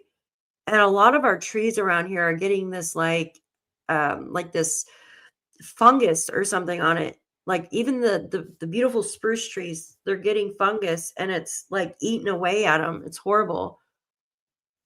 No. Yeah, put some music on, some Christmas music, and drink eggnog and wrap some gifts. And light a candle, like a cinnamon candle. I love the cinnamon candles. Between Kara and Claire, I have 4 balls on my tree. Yeah, I bet. That's so funny. I want another doggy.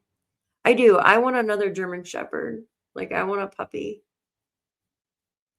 But they're so expensive. My dog can't have puppies because she's too old now. She's 7. But her sister from a few years ago, from a litter a few years ago after her, just had puppies. And I'm like, oh, how much? Right? Because I wanted to stay in the family or want to stay in the family.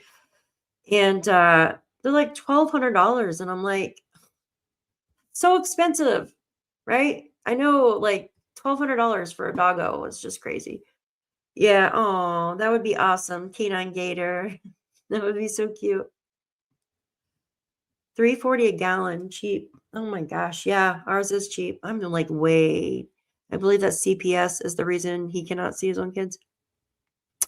Yeah, and that's been for a while, I think, Cal. Yeah. When I was a kid, my dad brought home real trees every year and we planted them after. That's amazing, Esley. My grandfather, like this is a long time ago now when I was a kid, they had a Christmas tree farm and they cut the trees and oh, it smelled so good, right? But now that I'm older, I don't know. I don't want to cut trees, you know? I want a kitten, please. You want my crazy? I have a crazy cat. No, I wouldn't. She's a pain, but I love her. Oh, $3,000. Wow. For Bellatrix. Wow. Wow. I paid $800 for mine. That's crazy.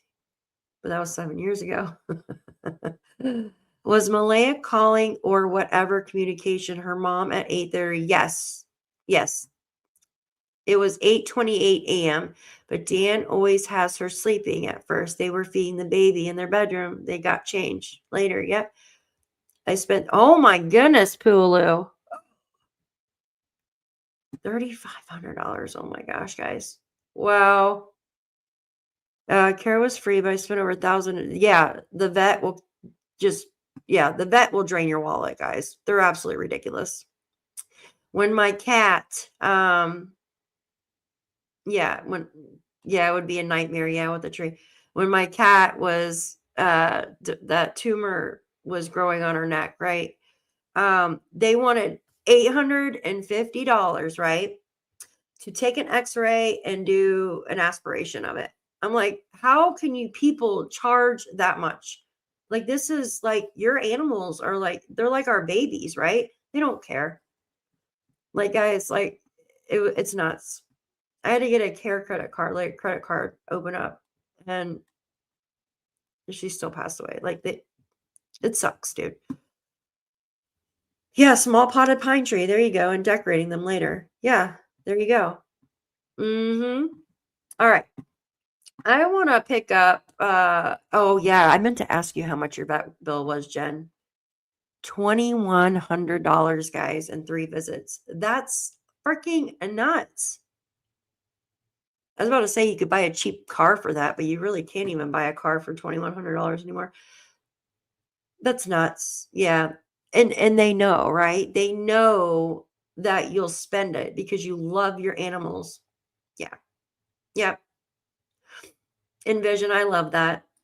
I love the old Christmas movie. I love Christmas Vacation is like my favorite. He's so funny. It's so funny. That movie is so funny, man. I love it. I want to pick up some of this video that we were watching. All right, Shan Chan. For 2100, it might run. Yeah, right? Yeah, exactly. Might have lots of rust on it. I want to kind of pick up on this interview again, if you guys don't mind. Like I said, like I've never went through it with you guys, and if it's all right, if we can go through it, I'm gonna put up his name because it's his channel, right? Because every time I watch stuff, I like catch little things. Give me a second, if you don't mind. The Bishop's Wife is good. I've never seen that. You watched Christmas Vacation last night? Yeah. It's so funny, right, Meep? I like when he grabs the eggnog. He's like, this is good, this is good. Or the guy outside with the... Oh, the propane is so stupid, right?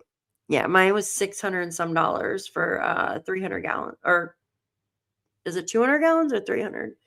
300 gallons. Stupid. Yes, that would be so much fun, Jules. I would love that. New York City. Oh my goodness.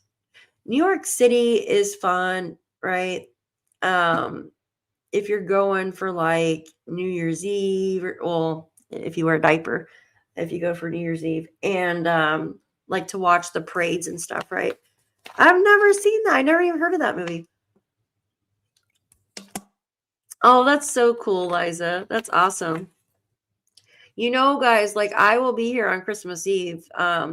You guys come on over and we'll all hang out and talk about the cases and stuff. That's also owned by Big Pharma. It is not about health of the pet. It's about the amount. Yeah, it is. It's sad, Tina. Mm-hmm. Absolutely. It's a Wonderful Life is a staple year. Aw. And watch the Santa Claus. No, that's awesome. I love that. Reindeer eggnog. Yeah, I love that. I'd rather be on saltwater beach and fire. The thing is, like, when you're like, when you miss it though, like Christmas is supposed to be like beautiful, snowing, like family, opening gifts. That's the way I look at it, right? I remember like when I was a kid, like I got so aggravated. I'm like, oh my gosh, why did I go? I got to go to everybody's stinking house on Christmas. But I miss that now that my grandparents and stuff are passed away. And so it, you know, you just got to cherish the moments, right? And that's what makes memories. Behavior. Yes. Where is that video? I cannot find it. That's the one I was looking for. The above site is the one you're watching. Okay. Is it in there? Hold on. Great. Hold on. I don't see it. That's me. Hold on.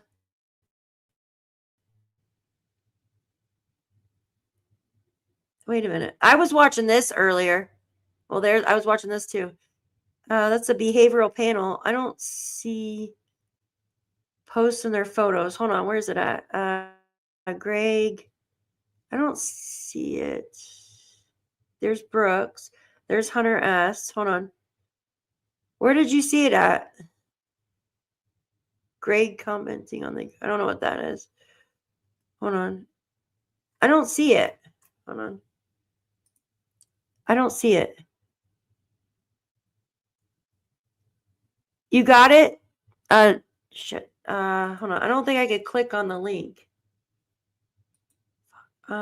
Jules, can you, shit.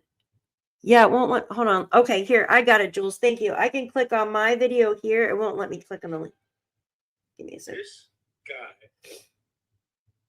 guy. Okay, hold on. Yes, because I watched this when it first came out. It's good. All right, give me a sec. Let me remove this and we'll go up to it. Thank you, Jules. I appreciate you, honey. I appreciate you. Okay, go to channel. Hold on, goodness gracious, come on. I have the slowest internet for like, it's supposed to be high speed, maybe for a turtle. Come on. There you go. Okay, there we go. Oh, I do. I have it in a playlist. Hold on one second. Let me. All right, stop. Okay. All right, I got it, you guys. Thank you. Thank you, Jules, for setting that. Oh, hi, Ken. I'm really sorry to hear what happened with your mom. That's real tough. I'm so sorry to hear that. Well, you can come hang out with us on Christmas Eve. We'll all be hanging out in here, chit-chatting. Oh, that's so sad. Losing your mom. Yeah. That's like one of the worst things. All right, let me remove this. Him from the behavior panel. Oh, shoot. But he's also written several books on body language and behavior, including this one I've got right here, How to Spot a Liar. Greg Hartley is here with me today to break down the behavior of Jack and Lilly's mom and stepdad. And there's a lot happening beneath the surface. So let's dive right in. Congrats on your channel. Thank you. Glad things are going well for you. Oh, thank you so much. I wanted to say thank you so much for all of the lessons that you have taught me the last 5 years. It's been incredible. I would not be where I am today had it not been for you guys. There would be no Prime Minister of Behavior without the behavior panel.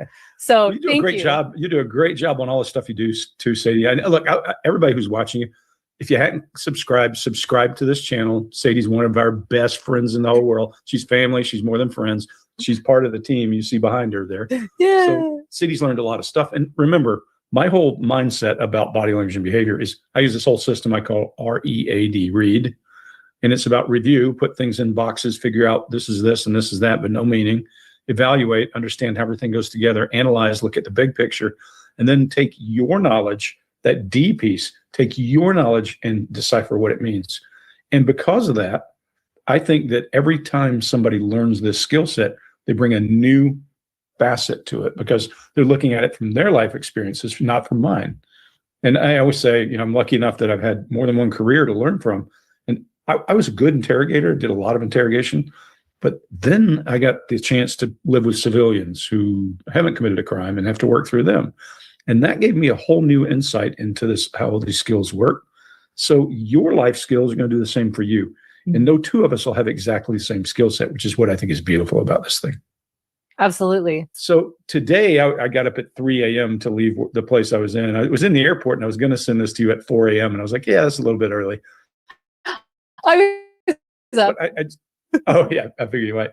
But I was just digging through videos and I really wanted to cover this case you guys are dealing with because I think we can add some value as a team. But I don't think we're going to. I think it needs some immediate action. You and I both agreed, let's just look at it. Mm-hmm. And I found 20 seconds of a clip that I just went, oh, I need to call Sadie.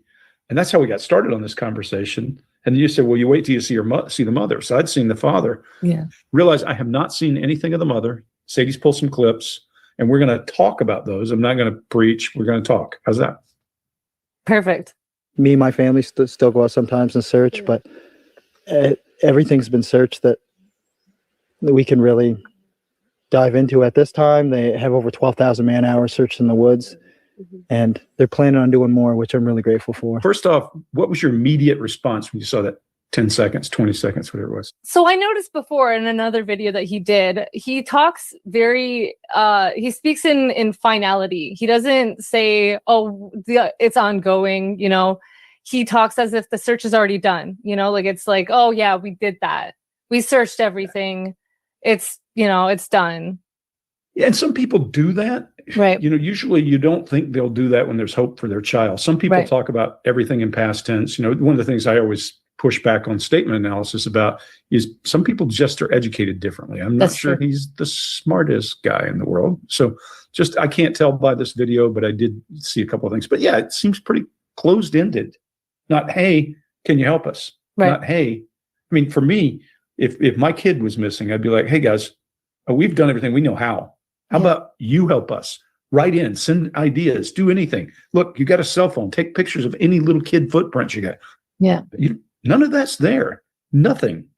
It just feels like, well, they've been gone a few days.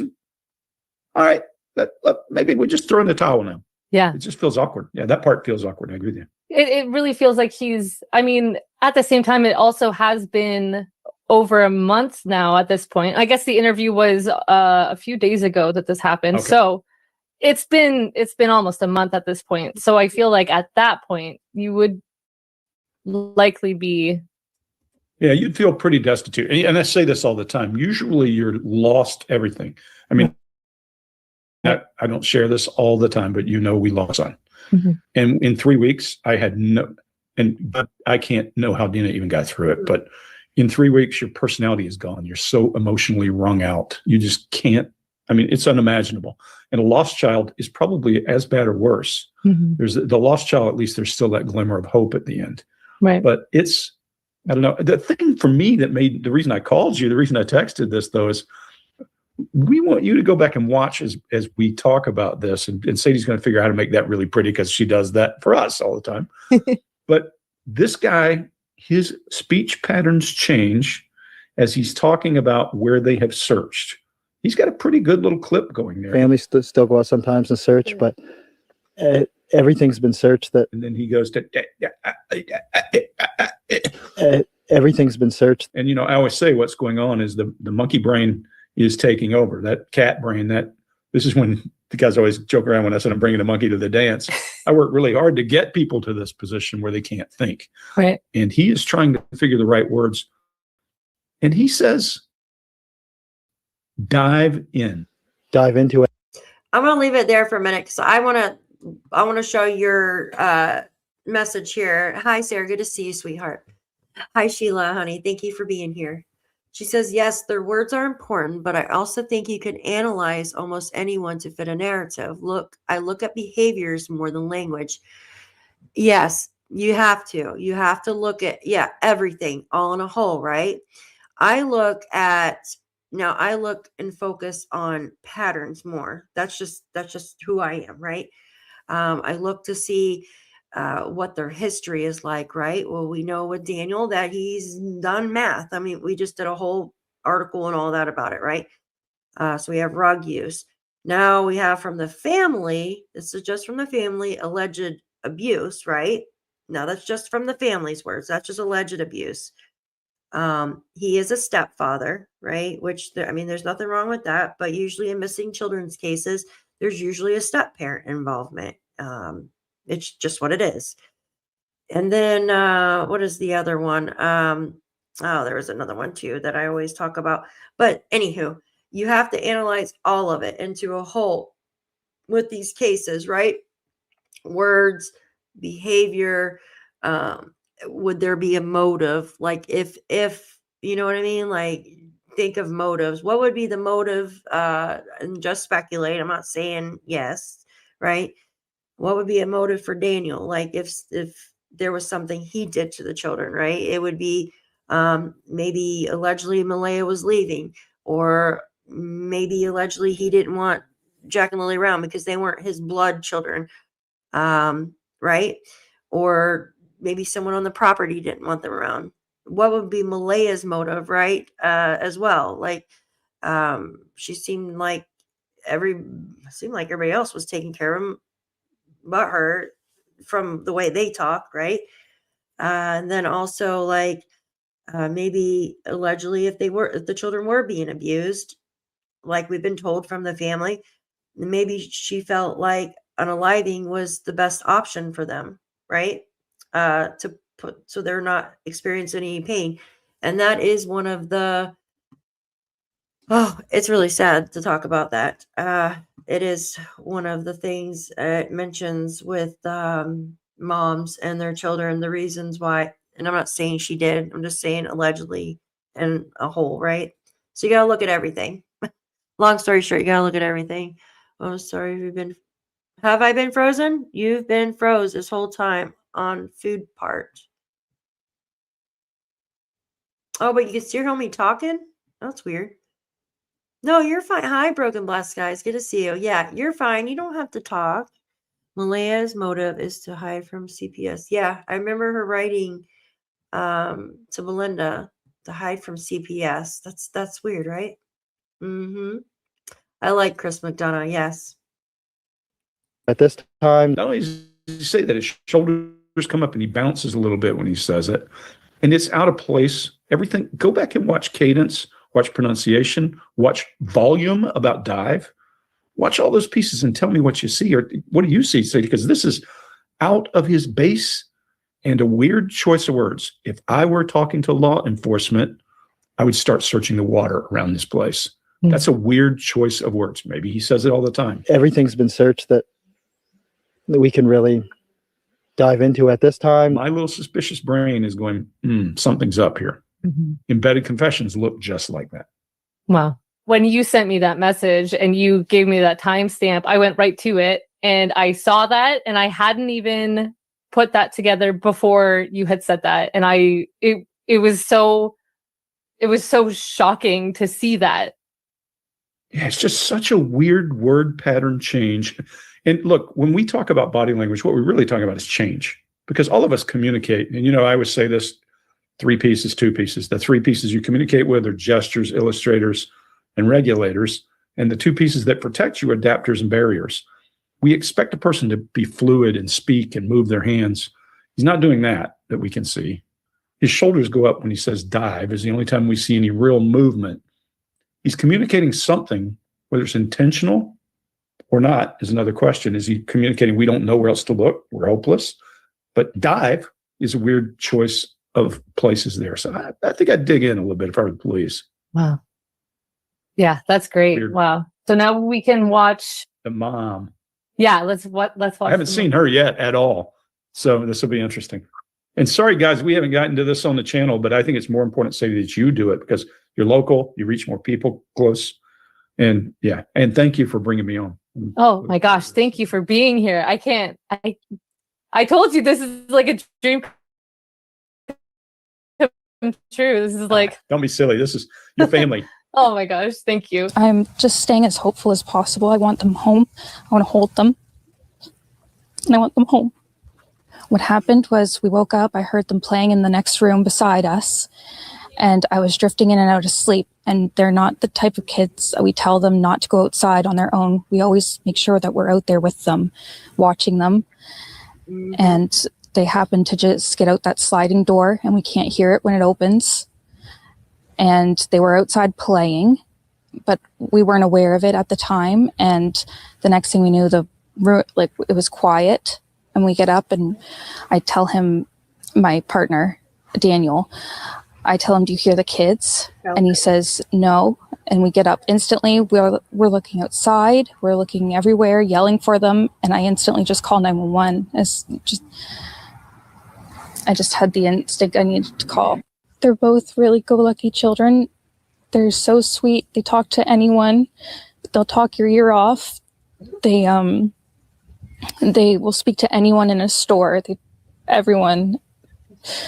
They're just extremely sweet kids. Yeah, my first observations, just very first things. And remember, this is the first time I've seen her. Up talk, up talk when she's talking about the kids. Down talk when she's talking about what other people have said to her. That's a baseline deviation, because if other people have said something and you're saying, they told me, why would you say the kids are good? They would go outside.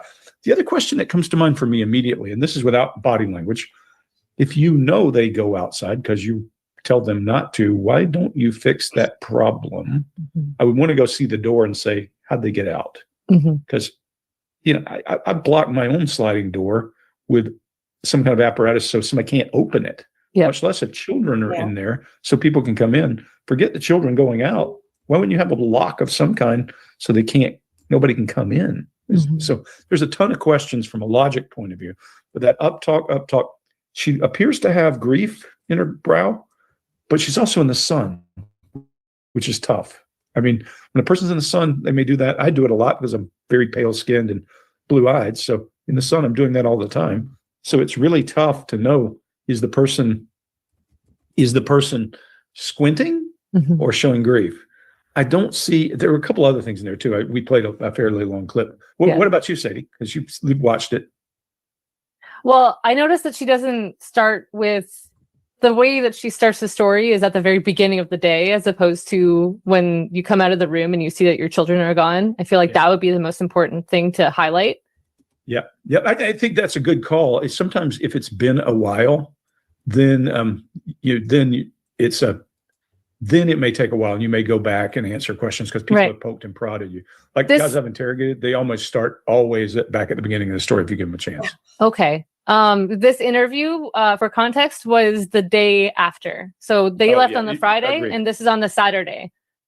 Feels like a setup. Feels like a setup then. Yep. Yes. They're saying, oh, early in the morning, we heard them. And then of course, remember Cleo Smith, the little Yeah. girl? They said the same thing. Remember, Yeah. they said we could hear her in the room next to us and then we couldn't hear her. Mhm. So sometimes people do feel guilty and will tell you more details. Mhm. She's at least less, right out of the gate, as far as we watched, she's at least less concerning for me than the guy. Because that big word pattern disruption Hmm. makes me want to. And look, it can be nothing. Yeah. But he would get undivided attention if I were in the room with him over that statement. What else Yeah. did you see? Because I again, There's first a- time looking at it. Yeah. And it was a long clip. I should have broken it to parts. We can go back and watch pieces if you want. I got time for whatever you want to do. I thought I saw disgust in there one time too. I thought I saw, but it can be sunlight as well. So there's reason I didn't mention it when I saw the little nose crinkle. It's been raining and they're probably soaking wet, but with the sun today, I'm hopeful that they are feeling warm. We're all filled with pain and sorrow because we just want them found. Look at her I want forehead now. When she says pain and sorrow, the horseshoe's gone. It was there earlier. Yeah, want and them in home. this case, I'm less suspicious of her saying wet because she's saying it's been raining. I get that. The other guy, though, that dive thing is just so out of place. I mean, where do they Dive. live? They live right on the ocean? They live right in the middle of the woods, but there are lakes around. And I mean, it's Okay. Nova Scotia, so there's ocean like Surrounded by water. An hour away. an hour. Yeah, Yeah. if that. Like, Oh, I'm just wondering because some people use dive all the time because maybe that's his hobby or that kind of thing. yeah, So I'm trying to give him benefit of a doubt, but right. that choice of words, if you were doing a normal choice of words and you use it all the time, you would have said, there's no place to dive in. That's not what he does. Yeah. Tell me what you've got, Sadie, because you probably got a ton of stuff. You've been watching this and Oh yeah, I've been overwatching this. I feel like I've been getting too far into it. It's so interesting because to be honest, I had a lot of red flags with her, and I'm still on the fence with the stepfather. So there's one point where she stumbles over the word search effort, which I just stumbled over. So I guess that's not Right, really right. saying much, Effort. but I I just heard that. was wondering what you thought of that. Yeah, I heard it and I didn't assign anything to it because it's a weird, people don't use it every day. It's not Right. like 7-Eleven or something like that, convenience store. Yeah. Most of us don't ever have a reason to have search effort. We don't. I mean, Right. I'm a military guy, so different kind of mindset.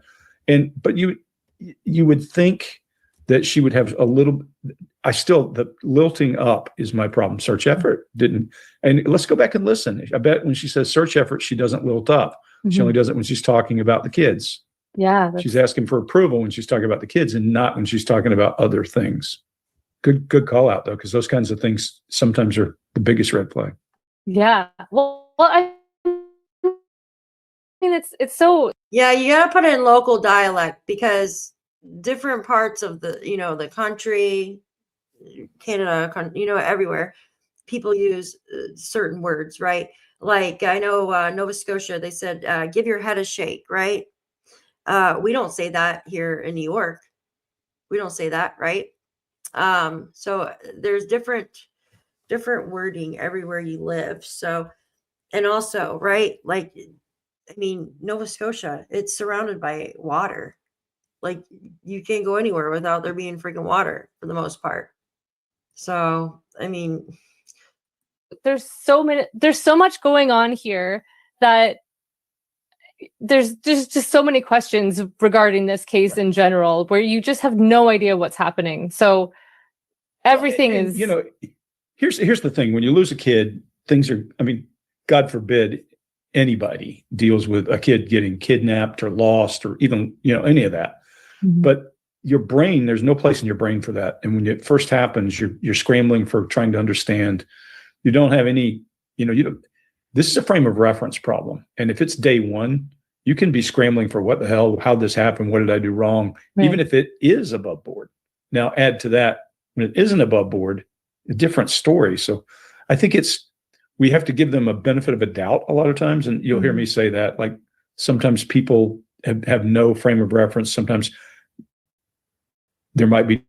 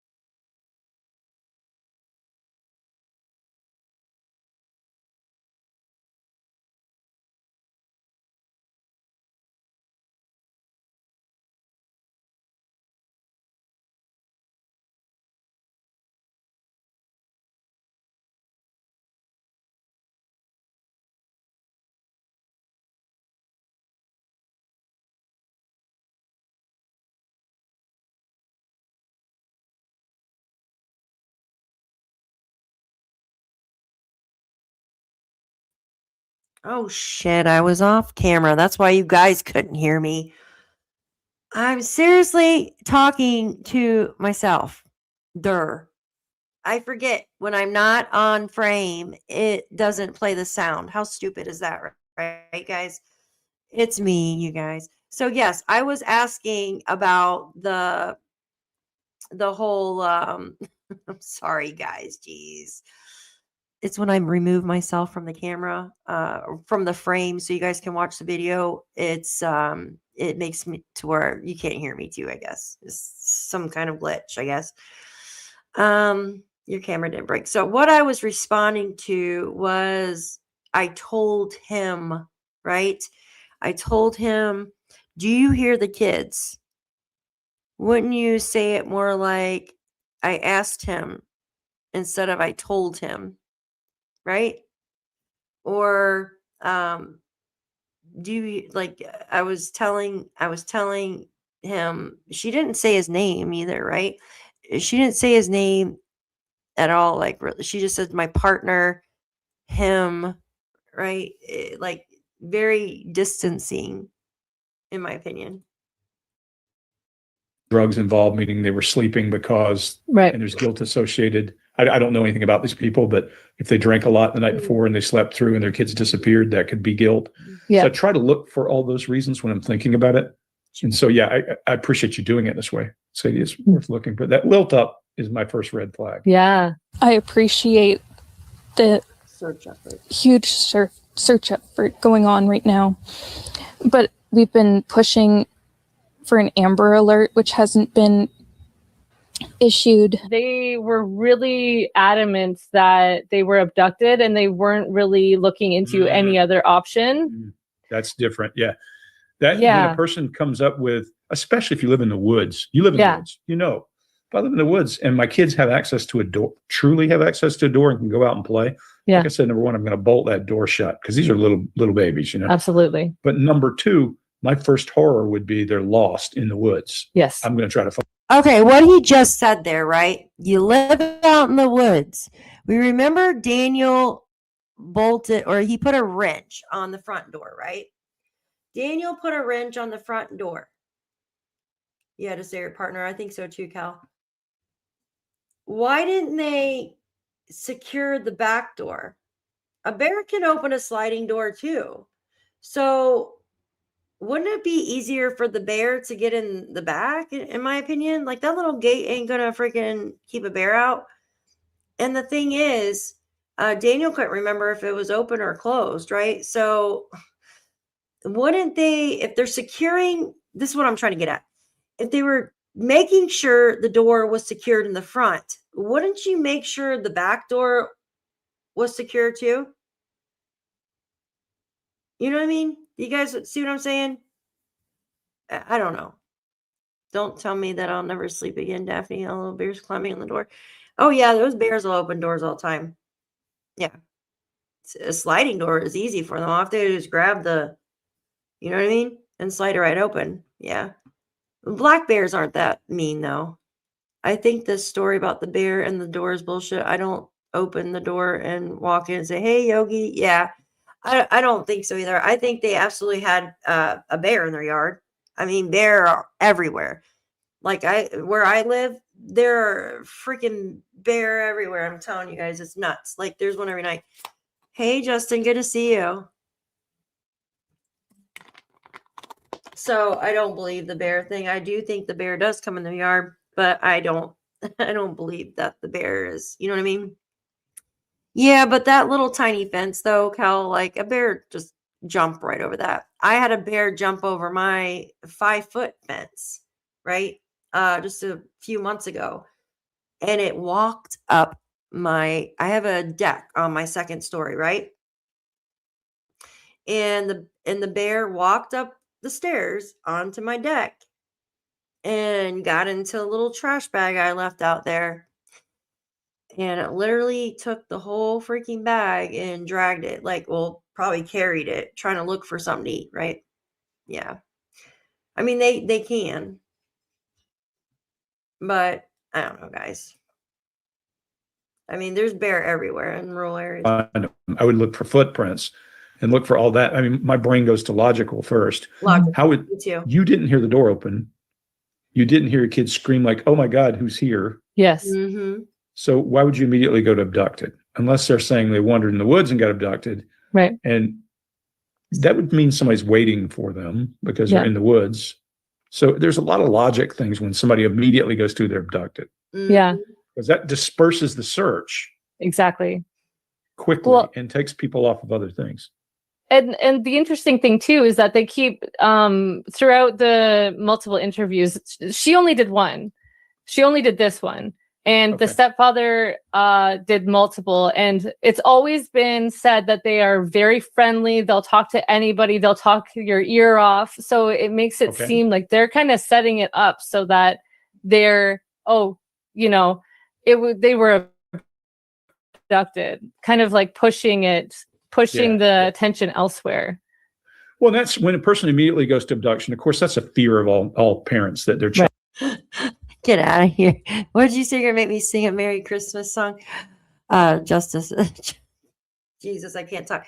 Justin, thank you for being a member for 3 months. Merry Christmas. Wonder if Janie is ho-ho-hoing with the Washa Spinna. Thank you so much for being a member here for 3 months. You freaking rock. You seriously do. You rock. I apologize. I'm on my phone and can't tag names. Oh, I wish they would do that, right? I wish they would change that where you could tag names on the phone. Because like it sucks. Like you can't just touch and like say something, right? It sucks.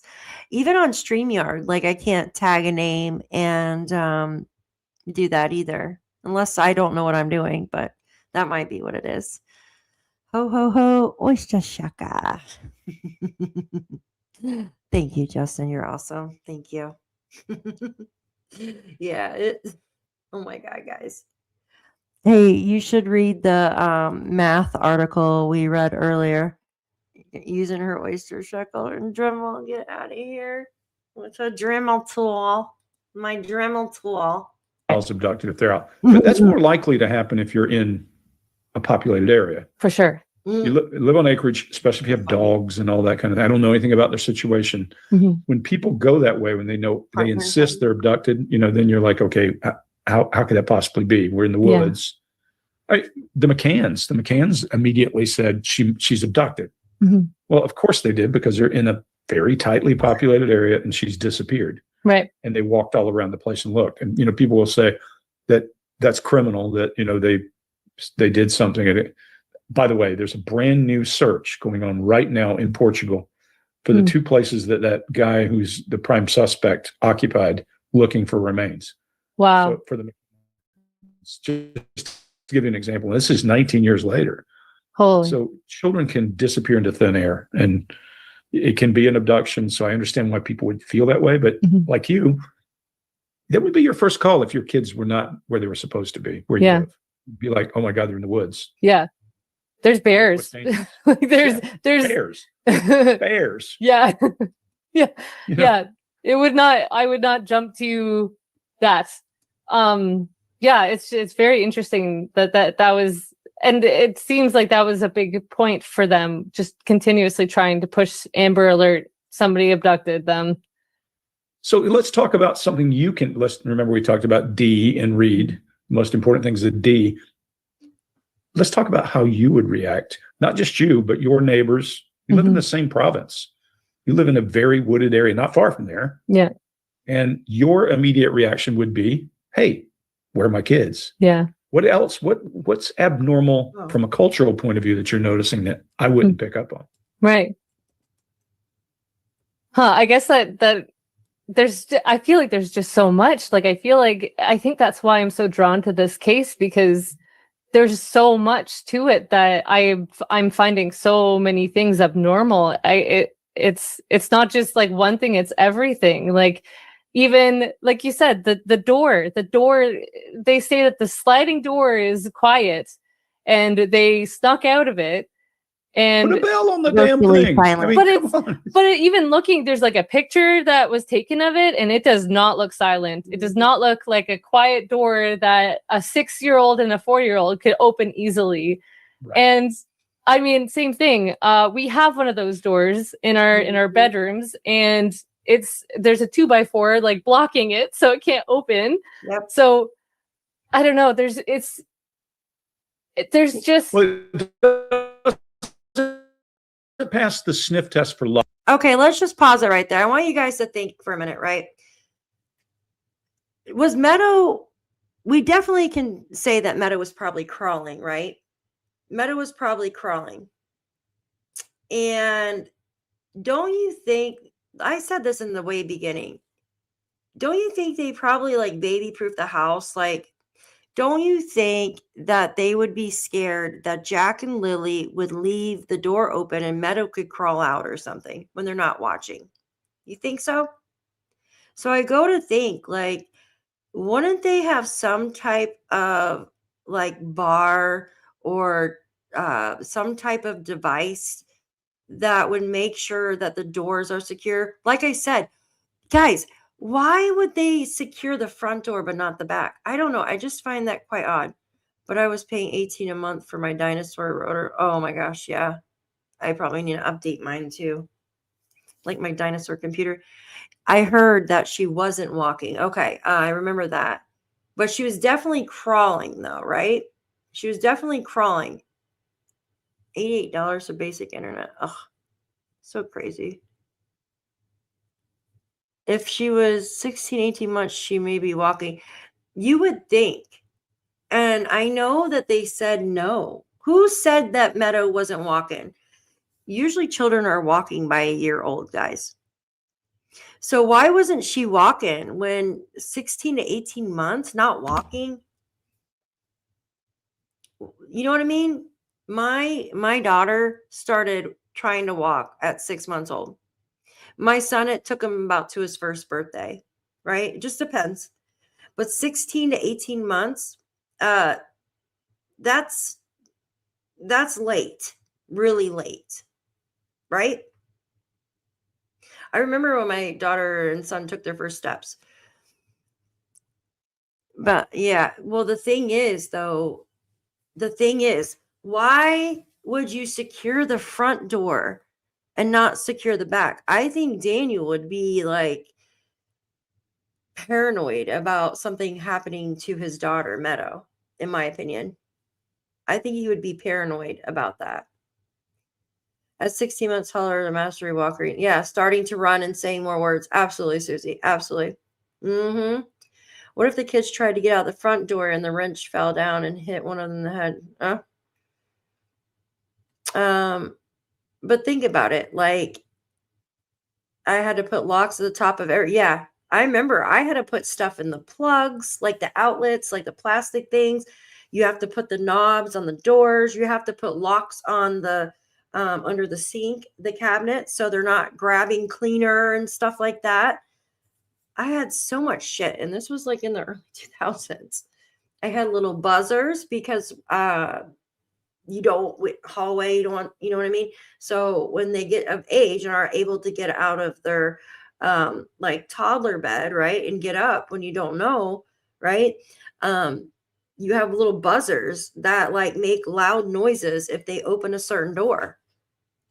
My daughter, she was so cute when she was little. She goes, "Mommy, the bird is making a loud noise." And it's not a bird, it was a buzzer, because it would tell us if she got up, right? This when my son was, he was still a baby, but she would like, it would tell us if she got up. Like, parents are supposed to like have stuff like this and watch your kids. And it was so loud. It sounded like a loud bird to her. That's what she said. "Mommy, the loud birdie. It's so loud." It was so cute. Your son started walking at 13. My son was a year. I remember it was like around his first birthday. These kids were not worked if whatsoever. It's apparent they had didn't have autism, in my opinion, as far as the days long. Yeah, I think it was neglect too, in my opinion. Honestly, I mean, obviously, she wasn't walking nowhere. It was stated she was not mobile at all. That's crazy, though, to me. Where was it stated? I know I've seen it, but I can't remember where I read that. Yeah, my daughter did too, with her little fat legs, like her little fat legs. My son was walking at 9 months old. My daughter walked on her own the week after her first birthday. Yeah, that's usually when they do. That's a lot. That's a long time. Like, black bears are very dangerous, especially. I don't know. Black bears run from everything around here, but they will get into everything though. If they're so worried about a bear, why did they leave the? Yeah. Good question, Shan. Good question. If they were so worried about a bear breaking in, then why did they leave the children unsupervised? There you go. $1 million question. Who's going to answer that? Who's going to answer that?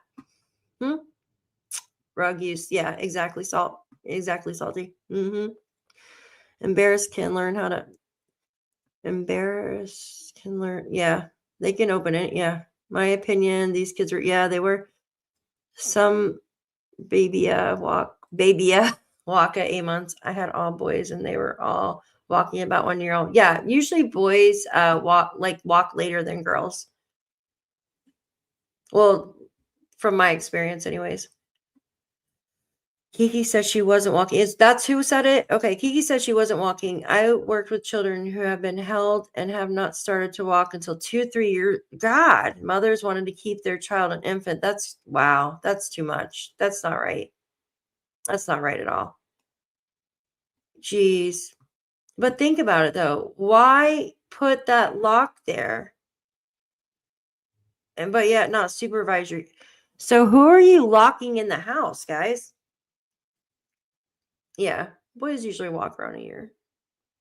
The fridge had a lock on it. The front door had a wrench on it to keep it closed. And still, yeah, you got to keep those plastic plugs in it. I had change on the top of the inside of the door so they couldn't get out. Yeah, the door was locked and even just touched the middle, the door alarm would sound. My God, those alarms are so loud, those old ones. Yeah, so I just find it that very odd that the wrench was there, guys. I really do. Who are they keeping in? Monitor on them to check their breathing. Yeah. Oh my God, Justin, I was like that too. Like I would like put my hand, because they sleep so still, right?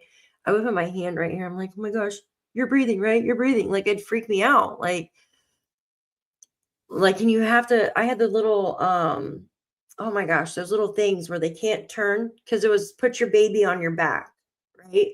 When my kids were little, you keep them on your back. Do not let them lay on their stomach unless they're old enough to lift their head, right?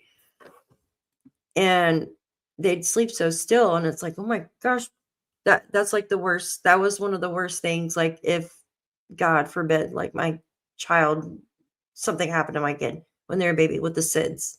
You know what I mean? Yeah, Kiki said a lot. I mean, do we think Kiki was like telling the truth with everything? I mean, she heard it from Wade. Oh yeah, I know she does. She looks good. She looks absolutely like she's such a cute little girl, right? Yeah, I know. I seen that NYC Boomer. Yep. Bingo. Pacifiers. Yep. Oldest one. The other two are 14. Yep. The math is mathing right here. This question is a really good question. Well, usually the bear will go after like bird feed, if that makes sense. The bird feeders, for some reason, bear love bird feeders. I don't know what it is. I've seen them rip those giant bird feeders out of the ground. I have a picture actually of one huge monster like this. It looks like a person in a bear outfit, like just messing around. It's funny. Yeah, Kiki got Meadows age wrong too. She's like, I hadn't seen her since she was like 16 months old or something. And I'm like, well, that's recently. Grizzlies, yeah, they're dangerous. They're more dangerous, in my opinion. And they're huge compared to black bears.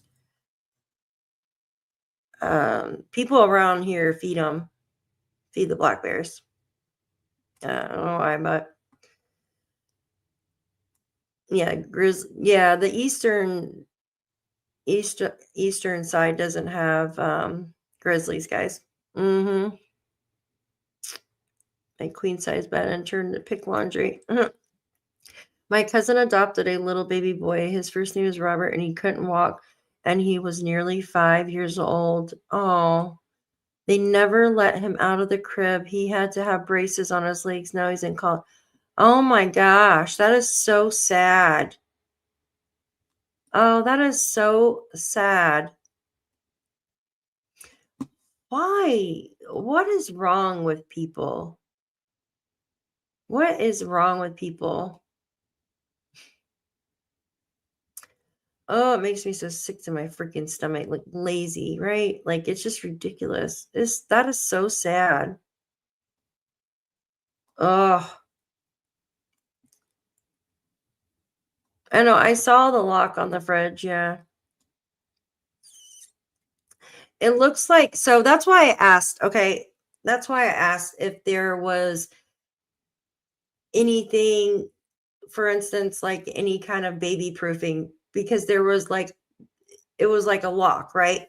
Like the ones that are double-sided sticky tape that you put on your fridge, right? It's usually to keep babies out, but it was up higher. So that was telling me they were trying to keep somebody taller out, right? Just from I was observing. If they were trying to keep Meadow out, right? If she's crawling around, the lock would be lower for Jack and Lilly to open. But this lock was higher up by the freezer part, from what I could tell. I tied our dog to the stroller once when Nate was little, and the dog took, oh my gosh. Oh my God, that's scary. Justin, Kiki is Wade's daughter. So Malaya's mom's boyfriend's daughter. It's a long one, right? Hi, Kim. Good to see you. Good to see you. Here, we'll continue watching this one because the other one's really long. Already been on here for 2.5 hours. Hold on one second. Logic, number one. We all are going, something's wrong. Yeah. Then when I hear that up talk, if we go back and listen to that up talk, we can figure out which parts she up talked and which parts she didn't, and say, is there a problem there? Yeah. Because I would say body language is what brought me to the YouTube channel, but I'm really a motivation guy. I'm about what's going on in somebody's head when they're doing this. And so I look, big ears, little eyes. I listen first and then look. So I hear those things. They scream at me when a person's doing all that up talk. Wow. That's very interesting. I noticed that on I Want Them Home. She does an up talk. And it just really it seems so uncertain that she wants them home, which is weird. And then she does a shoulder shrug when she says I want them home again for the second time. She does a double shoulder shrug. Yeah, and you know that can, if your hands are up, that can be helplessness. Look, I want them home. That can be helplessness. But if so let's see. Yeah, let's see. that'd be Let's interesting see, to see. because that's right at the start, and then we can watch the up talk, the tone Okay. as yeah, well that at the sounds same cool. time. As hopeful as possible. I want them home. I want to hold them. And I want them home. What happened was we woke up. I heard them playing in the next room beside us. And I was drifting in and out of sleep. And they're not the type of kids that we tell them not to go outside on their own. We always make sure that we're out there with them, watching them. And they happen to just get out that sliding door, and we can't hear it when it opens. So here, you hear that and. Mhm. Yes. Those are opportunities. It doesn't mean that the person's being deceptive. Okay. Anytime a person says and, that is a shortened version of and then after that. And then Right. And that's called time hiding. Yes. There's any time a Very person uses a contracted time, there's a problem. Because remember, I talk about occasionally micro interview. And a micro interview says, you said and, hold on, let's open that up. Mm. And then you listen. This is a beautiful way to catch a lot of liars. They're running along, they're going boom, boom, boom, boom, and then after that, everything else goes away. You pick the and then, and then you open that up and you say, okay, let's narrow this down a little bit. You just keep doing that until you find the anomaly. And often body language comes with it, because that and then is the smoothest way to pass over omitted time. Mhm. And omitted time, I always use the example. I went to write my ex-wife her alimony check and then went home, but you backed over it. You just didn't mention it. That's the way people lie. It's the easiest way. If I can glide over something, again, not saying that's the case, but it's a good indicator. She's saying and that you need to clean it up and ask some questions. Might be your normal speech pattern. I did actually notice that the and hiding time. People do it to you every day, so you don't notice it's a problem. And then I went to, and after that, and what's interesting is like the forward and backward pass that you use. I didn't learn that in interrogation. I learned that actually running construction projects, because you forward and backward pass construction to make sure you're not missing anything. And, I was teaching interrogation still at the time at lettered agencies up in DC. And I said, look, forward backward pass is a powerful tool we use in project management that can take a story apart, because timelines are, nobody practices backward. Right. Yeah, it's like doing the alphabet backwards. Yeah, exactly. Yep. I always think it's unfair when they're trying to pull somebody over and they're trying to catch them for drunk driving. They say that the alphabet backwards. I'm like, I'm drunk, man. I'm drunk right now. Yeah, exactly. I don't know how to do that, and I'm sober. Like, yeah, exactly. that's what yeah, I think that's pretty much it. Most of the things that that's what they try to get you. Yeah, they want to see what you say. If they say the alphabet backwards, I can't do that when I'm sober. All right, there's another 20 minutes on that I have, except, yeah, I guess we kind of went over the. They're so sweet. They talk to anyone. Go play that little piece too. Because that's where the lilting starts.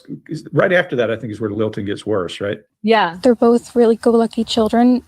They're so sweet. They talk to anyone. They'll talk your ear off. They will speak to anyone in a store. Everyone. They're just extremely sweet kids. Not a whole lot. There's just opportunities for her to hide information that I would not leave alone. right. And there's some logic gaps. Your culture, the culture. Look, most of the people who are going to watch you could have 1 million people watch this, and 20 would probably know the culture because you live in a very secluded area, very isolated area. And so you'll have more understanding. So talk about that in your analysis. Say, look, I live in this world. Yeah. This is not how things go. No. Where I live in the part of Georgia I live in, we recognize outsiders very quickly. We all do, because the world is very different here. So take advantage.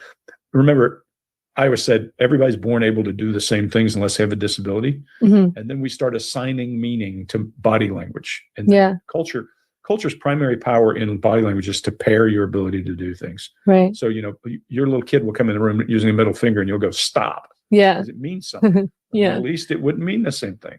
Right. Your little kid runs in and does that. Doesn't mean the same thing in UK. Yeah. So all those places, we start assigning meaning to it.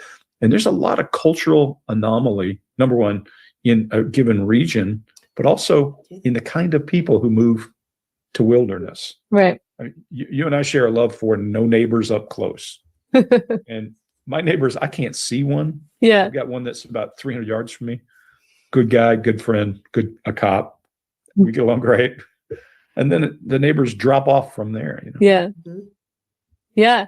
Well, one of the points that the stepfather made was that they wouldn't cross the street. So it's very Yep, I remember that.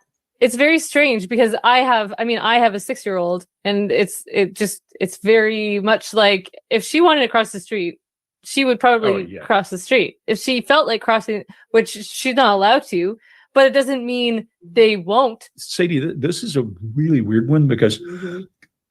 the likelihood that this kid's just walked off. Yeah. Mhm. Yeah. It really, it does not seem likely, and it's and Okay, I want to stop it there with the crossing the street. Yeah. No. Oh, something flew in my mouth. Yuck. No coincidence. Yeah, they wouldn't cross the street. I remember reading that, right? They won't cross the street, but they'll walk the road at 3. Yeah, kilometers. Yeah, exactly. Kilometers. Exactly. Why? It's on dispatch where it says they won't cross the street. Parents don't think that they'll cross the street. But yet they'll go, why have they been told not to cross the road? But yet they never been told stranger danger. You know what I mean? That's kind of odd. You remember where the searchers were, right? When they got into an altercation with one of the family members. You're right. You remember that? They were across the street.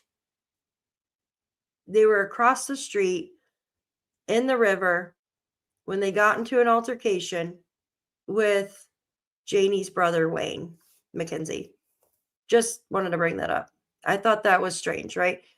Don't go near the road. So it's stand out a reason they wouldn't sit. Yeah. But the thing is, they wouldn't tell them stranger danger, but yet they wouldn't cross the street. Like, so they taught them not to go across the street, but yet didn't teach them stranger danger, you know? I don't know, guys. That's just, the fact that they're pushing the abduction is even more concerning. Mhm. That's a big red flag. It is a big red flag. And look, some people would do that because they want the government involved in everything. But usually people who move out to the woods don't want a lot of government involved. No. I mean, the last place you want to call is the government and say, hey, do this. Yep. Also, for more context, I didn't want to say this beforehand, but the mother left the property after that interview that she had with the media. Nope. So apparently the stepfather and the mother got in a big fight of some kind, and now she's gone. She's left the property. Interesting. Yes. Forgot how to spell her name. What the hell? That could say something about a whole lot of things. Would you leave that alone for a minute? Yeah. All right. So here's the stepfather. I know they took their boots. That's pink boots for Lily, blue boots for Jack with dinosaurs on them. Lily had her backpack with white, and it was white, with strawberries on it. I imagine now if they're in the woods that it'd be probably brown, but I don't see them carrying their backpack. I don't see them keeping a pull-up on for that long after it got soaked from the very first day. We only found the 2 boot tracks outside of the house. Whereabouts? Right beside the house, probably 10 feet away from the backyard. In the backyard, okay. Nothing new, other than the helicopters are still in the air, and they had dogs. They took around the dogs today, and I see one thing right off the bat. Why do you ask, Sadie? Why do you ask? They had their boots. You see that eye lock? Boom. Yeah. Something's up with eye lock like that. Now, maybe he's just socially awkward because, they said their kids are on the spectrum. It's possible he's got something going on there. But that hard eye lock is not typical of people on the spectrum either. Most of the time, they're all over the place. Right. But that hard eye contact, we always suspect a person when they do it. Scott and I, oddly enough, I have this thing up behind me still from last week from the show we just did for Thursday. And in that was where we talk about romancer. Remember that hard eye contact. It's, I want to make sure that you are paying attention to me, and I want to make sure of how things go. Yeah. Usually people are moving their eyes, especially in accessing. If we go back and look and he's going, it was blue boots and pink boots and then a white backpack with red somethings on it. Huh. That's hard to do.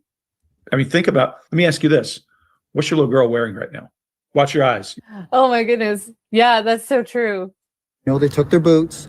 That's pink boots for Lily, blue boots for Jack with dinosaurs on them. See Wow. what I mean? Her backpack. I would be suspicious of this guy on a grand scale because that eye movement, he does downright. They took their boots. Remember, eye movement for me is a powerful thing. I'm the guy on the team who's always saying, boom, pay attention to it. Yeah. And, you know, if you want me to give you, And that's what I was talking about with the head gesture. When he popped his head in and looked on the kids after midnight, right? Remember, he turned the light on, looked at the kids after midnight, and he said they were already, right? He did it real quick and with the eyes. So, and that's where he's kind of going with the eyes, where I did with the head, right? Yeah. So, Justin, I played a clip earlier where Daniel, you have to slow it down some, where Daniel is talking about how he came in, right? And he looked on the kids after midnight. And this is, his head went like this. He goes, and the kids were already like down and shook his head, right? But he caught himself. Usually, when someone looks down and shakes their head, is usually not a good thing happened, right? Like someone passed away, someone's not going to make it. Do you see what I'm getting at? Like, no, they're not going to make it type thing, right? No, they're too sick. Like no, they passed away type thing, right? Do you see what I'm saying? No, I'm not. That's just the way I took it, because that's the way. There has to be a reason for that 12 o'clock thing, guys. There's just a reason for it. It has to be. I mean, the right mind does that. Yeah, envision that. That's just so horrific. I'm sorry. That's very sad. Where's the play button at? a 5-minute session on what that looks like and how it works. Happy to. Yeah. So I'm going to use you. I'm going to use you. Okay. Oh no. So, tell me what you had for breakfast. No. Boom. See it? And tell me the last thing your daughter said to you before you started this podcast. Oh my goodness. Boom. There you go. You see what I mean? All we're after is getting a baseline. Your baseline is probably to the left, and I think you were trying to remember what you had for breakfast. And you're probably trying to string stuff together, because I think your baseline is left. So if I ask you a question, if you were to walk out, and if I'm right, we'll play it by ear, because I have never baselined you. I don't do it to people I care about. But if I ask you this question, I'm right, your eyes are going to go up left. You let them do what they do. If you walk out your back door, which direction do you have to look to see the wood pile? There you go. That's what I'm after. You see now, and then here's the second question. If you walk to the wood pile and look to your right, what do you see? Yeah, but okay, so when you're on camera, it mirrors, right? Like StreamYard, there's a button where you can click where it mirrors, like you can mirror your face, right? So you gotta think, like, is it mirroring this? But yes, I see what he's talking about. So usually when, okay, like, well, I know that question. I'm trying to think of something I have to think about. Is the food done in the kitchen, right? Which I'm kind of like looking over to the right. Maybe it should be done. The food should be done that I made. So you kind of like look up, right? Like, I see what he's getting at there. I think our parents blame themselves because they went to grab a beer and cigarettes and left us out in the yard. Yeah, all it takes is just 2 seconds. 2 seconds. But you're a little kid. Like, you know what I mean? You can't blame yourself. You gotta forgive yourself for that. Now you're not sure. No, I'm not sure. Right? No. Yeah. So good. That's good. I think you're still a left baseliner. Anyway, so if I ask you, well, you got a favorite song? Yeah. I can't think And of it what is right it? now. I look down too. Well, yeah, favorite poetry, favorite any words that you like. I've been What's on your listening. arm? What's on your arm? Oh, every day in every way, I'm getting better and better. So that you remember that. You don't have Yeah, to. I don't have to look. So what's cool about eye movement is what we do is we ask for a baseline. And the baseline is pretty simple. I'm going to ask you questions that force you to use your visual cortex. Right. And there's lots of reasons people think this works. Some people think it don't. This is Bandler. This is Richard Bandler. I talked to him a while ago, by the way. I've asked him to do an interview, and I'll put that on a YouTube channel, even though I'm not doing a lot with my YouTube channel. You But should. it uses your visual cortex, and so your eyes are going high in your head, meaning above your brow ridge, looking up. And you Right. just did that, either right or left. And we ask a question that we want the person to answer so we can figure out where they go, left or right. That's visual, up above the brow ridge. Right. Sound is usually between the brow ridge and the cheekbone, either Wow. left or right. And we ask a question for memory, like your favorite song, like your favorite sentence, whatever it is. So the person goes and looks left or right for their baseline, and then we know they're left or right. And then down to the right is emotion, down to the left is internal voice. We see him go to emotion when he's talking about what they were wearing. Don't know why. I want to poke and prod and try to figure out, understand it a little bit. If I were poking and prodding and asking questions, I would try to baseline him pretty quickly. But he's not really even accessing after the emotional part. He's just looking at you and saying, and they were red and blue, and because he knows what they were wearing. Likely, he's not having to remember. If you almost every one of these people, the McCanns, anybody else, when you ask them what their kid was wearing, they have to remember. Right. That's why you usually know they're not. This is an odd one. This is another red flag.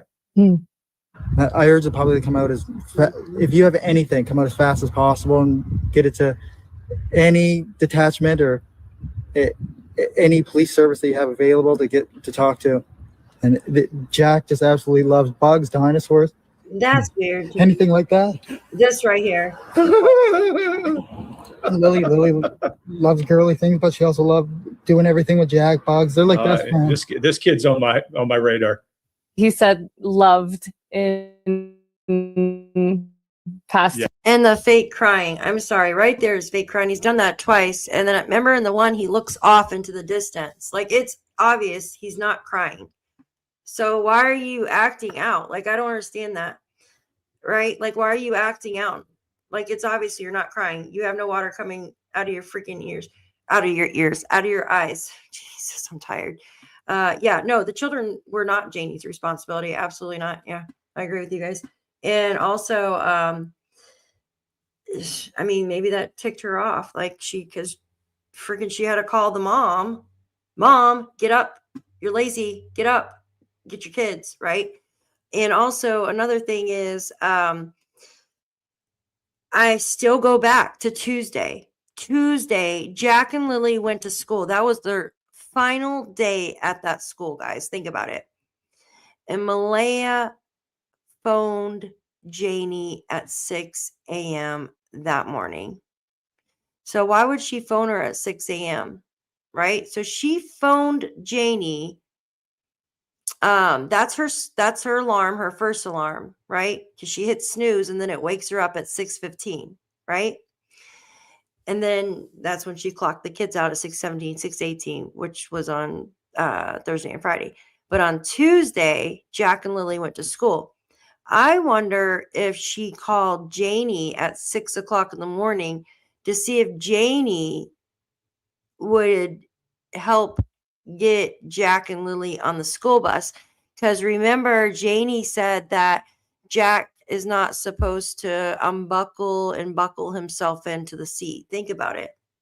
So that right there tells us that it seems like Jack and Lily were getting themselves ready and stuff like that and eating.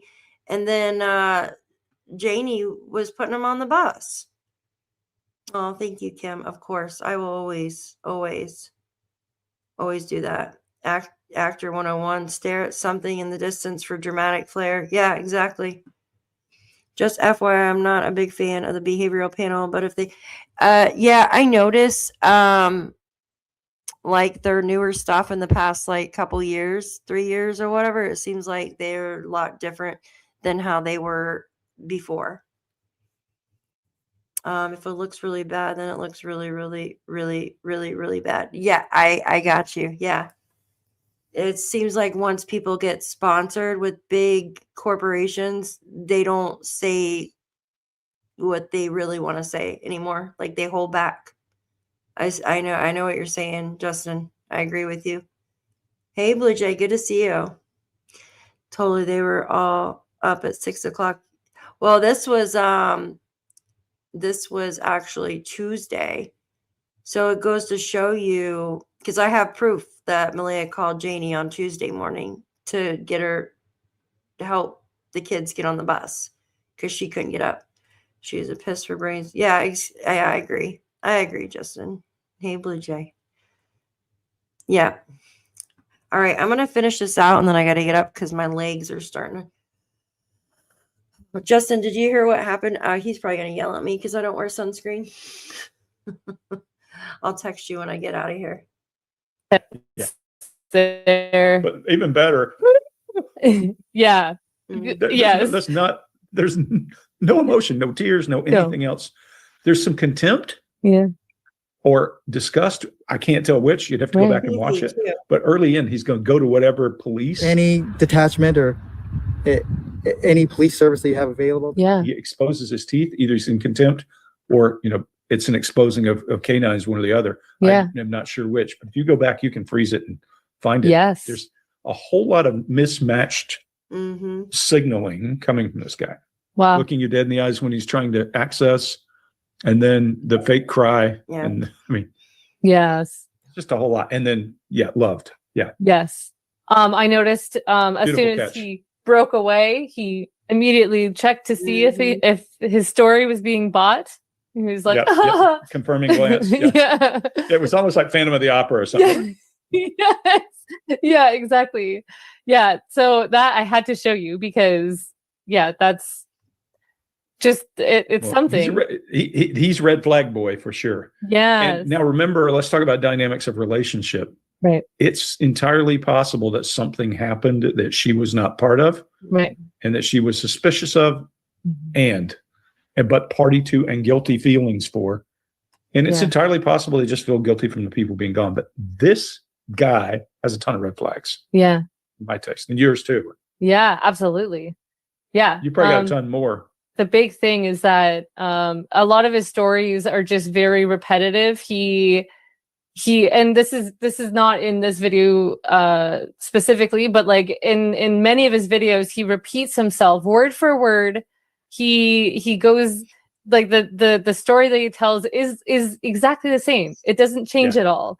And it's like there's no you can tell that he's retelling a story that he's thought of as opposed to reliving a memory, because I mean obviously when you go back to a memory it changes every time you go back to Well, it. it's normal when you get much older, or you've lived through something for a long time. Like if I tell you a story about the Middle East, it's not going to be identical, but it's going to be damn Right. close because Of course. I remember the parts that matter that people want to know and that kind of Yeah.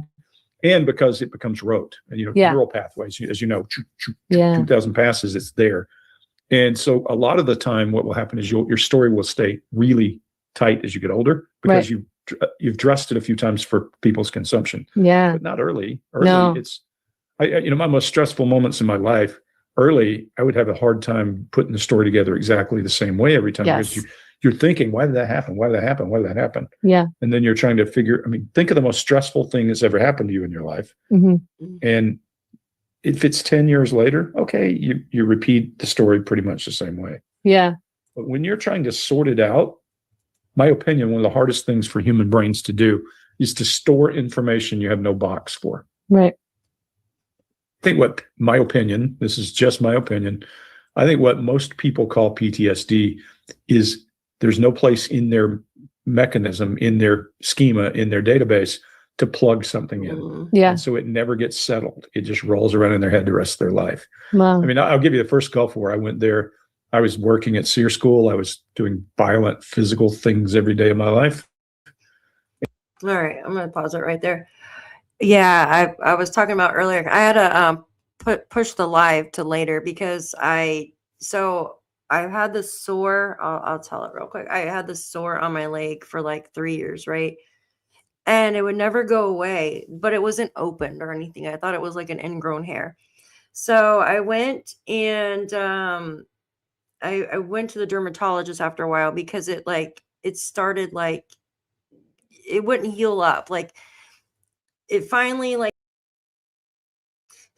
I removed myself. It finally opened. Like I must have nicked it with my razor or something. And my dog kept like smelling it, like something wasn't right. So I'm like, okay, let me go to the dermatologist. And they took a scraping of it, right? Like a couple weeks ago. And she called me today and she's like, you have basal cell carcinoma. I think that's how she said it. Yeah. But just saying that word, the C word, right? Like freaked me out. Like I can't believe I have that on my body, right? And I feel like from having it on my body. So yes, I was telling Justin's always like, wear your sunscreen, wear your sunscreen. And I was like, it's on my leg though. It's the weirdest freaking thing, you guys. Like, I'm like, my leg, how does it go on my leg? Right. So oh my God, it's horrible. So I have to wait for them to call me and schedule an appointment with the surgeon so they can cut it out. But it's right next to my shin, like the bone, right? And it's like scary because I'm like, ugh, I'm not looking forward to it. I would truly think Edgar and John were innocent of not knowing before. I agree with you 100%, Justin. Mm-hmm. Yeah, Jules, it's icky. Thanks, Jen. Yeah, thank you. I'm just hyping myself up, I think, because like I don't like my body being poked and prodded with stuff, you know? That's exactly what I was talking about the other day. You can't store something you never experienced. Exactly. Mm-hmm. Yeah, like, oh, I love you too, Jules. I love you too. Yeah, you can't store something you've never experienced. Your brain knows. Like you're trying to make it up, right? Was it Malaya who told RCMP that they were in the woods? Okay, so they were both saying the kids must have went into the woods, right? I remember Daniel saying that Malaya said that because he felt stupid for looking in the woods when they're not in the woods, something like that. And then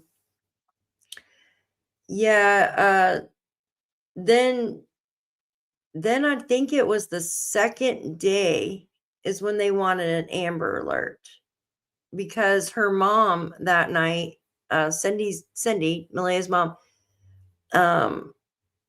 no, Malaya's mom actually texted her that day on the way and said, tell them to push an Amber Alert, tell them to push an Amber Alert. So, but both of them said they wouldn't cross the street. So I use retinol. I love my retinol or tetranone cream.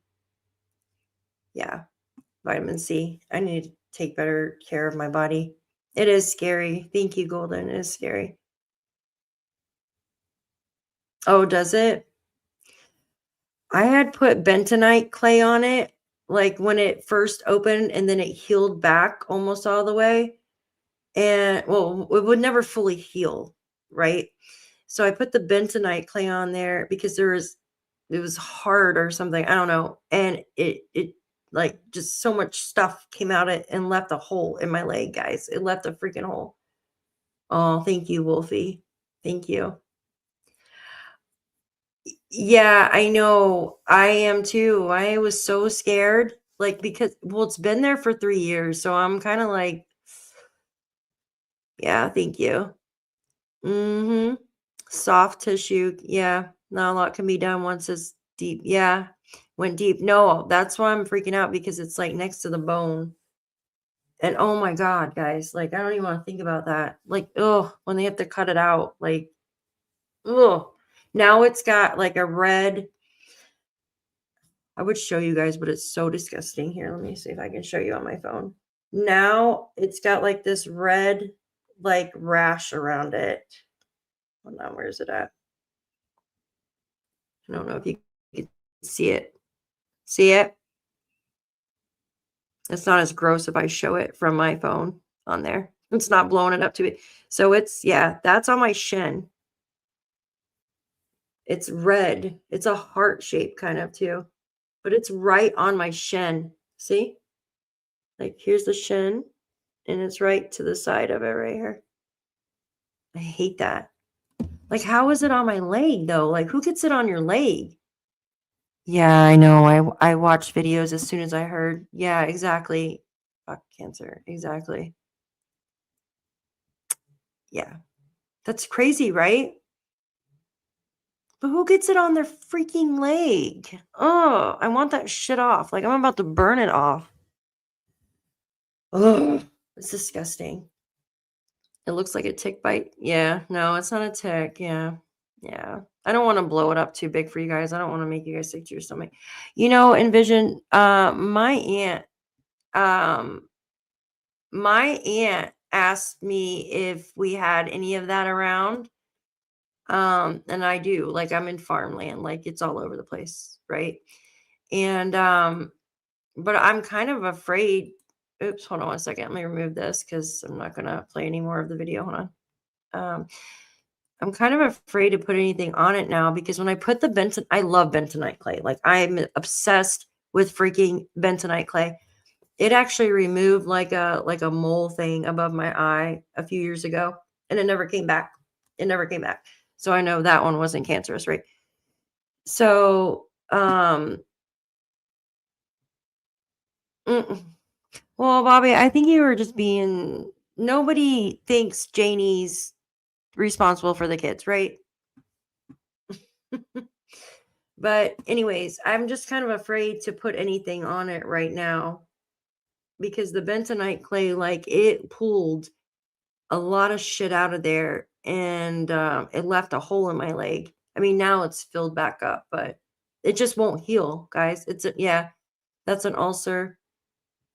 Well, that's what they said too. It's either from UV, which is most likely like tanning beds and stuff, right? Because I sure as hell don't get it from the sun here. There's no sun in New York. Bobby can guarantee that for me. That's an ulcer. Yeah. It could have been caused by an ulcer too. Yeah. It's freaking horrible. Yeah, I'm not oh, thank you guys. Thank you. Yeah, it is scary, right? Oh God, that scares me, Pamela. Yeah. No, I didn't block her. Yeah, Andrea, go get that checked. Seriously, don't let it be too late.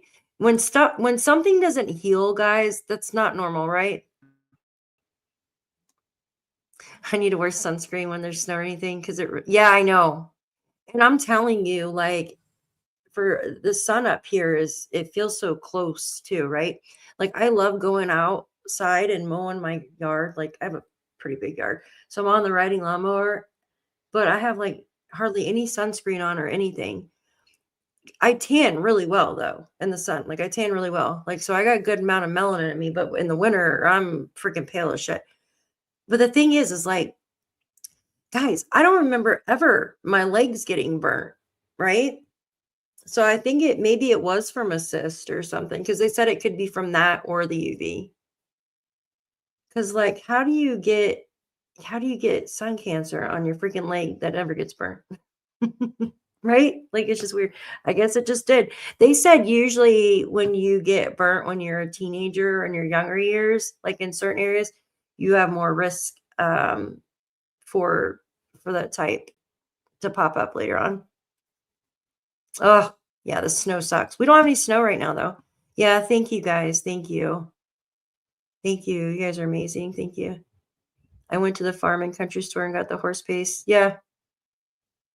Yeah, I used to go tanning bed a lot, guys. I go in for blood work tomorrow because I am beginning checked for, oh my gosh, Joyce. Oh my God. I hate that shit. You know what I mean? And I swear it's all from freaking sugar too. Sugar feeds it. Sugar feeds it. And sugar is so hard to get off of. And it is in everything. It's in everything, sugar is. It's crazy how much sugar is in our food, guys. It really is. Yeah. I used to have a tanning bed in my home, and then I would go to another tanning bed down the street. Holy crap. Holy crap. Yeah, I used to love, yeah, I love the sun. Like that was 12, 15 years ago. I bet you do. It's either from the tanning bed or it's from like an ulcer or something. Oh, thank you guys. Thank you. You guys are awesome. You don't have to burn it if it's on your shin. It's thinner right there. Do you think they're gonna have to cut out a lot right there on my shin? Oh God, but it's like right there by my bone. Oh, just thinking about it makes my skin crawl, right? Like it makes my, oh God.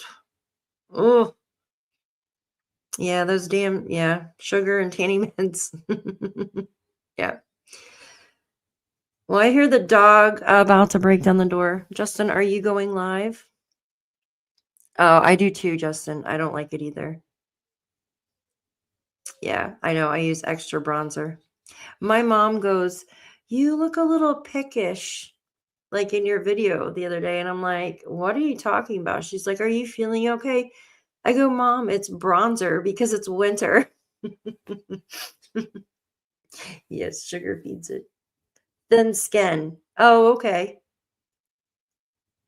Oh, and I've been getting lots of those spider veins too, guys. It's horrible. Like I hate it. Dr. Pepper. I like Sprite. I'm a Sprite freak. Yes, Joyce. Please let us know. Keep us informed, okay, honey? I'm sure everything will be fine. Oh my gosh, let's keep it real. Me too. I know. And I'm thinking about my freaking I like sherbet with like that Reese's hard shell and Cool Whip. I'm addicted to it now. It's horrible. I need to stop. It's how your body clears them. Yep. It's how yeah, when your immune system's down is when they start to a different Joyce. Yeah. She wasn't here. She's Justin, she's having problems with her internet, she said. Joyous is having problems with her internet. Joyce isn't having problems with her internet. I mean, I know they're the same names, but Joyce goes by her name here, but Joyous is having problems with her internet. If that makes sense, guys. I don't want to scare you, but they are going to. They might as well just take my freaking leg off, Justin. Oh God, I'm not having cancer take anything from me. Screw that. I will do it myself. Freaking, you know what I mean? Like, no way. I'm gonna die from old age. Not from cancer. Fuck that. I know fasting is good to get rid of that, though. I've heard, anyways. You're going in 11 minutes and 30 seconds. 11 minutes and 30 seconds. All right. How do I redirect traffic to your channel from here? Can I do that? How do I do that? I'm usually golden as Trump. Yeah. I'm really dark in the summer. How do I you don't see her? You don't see Joyce? Daphne, take us all with you. Yes, that would be awesome. You guys want to watch them cut it out of my leg? My daughter's gonna come with me. Hold her mommy's hand while her mommy gets her leg cut off. Joyce, here, hold on. Her message is up here. Hold on. She's going to get blood work done to check. Here, where's her message at? Oh my gosh, I was way behind you guys. Holy. She's getting blood work after. Okay, she says, I'm going for blood work. Here, right here, Justin. Blood work tomorrow because I am beginning. She's getting checked for cancer.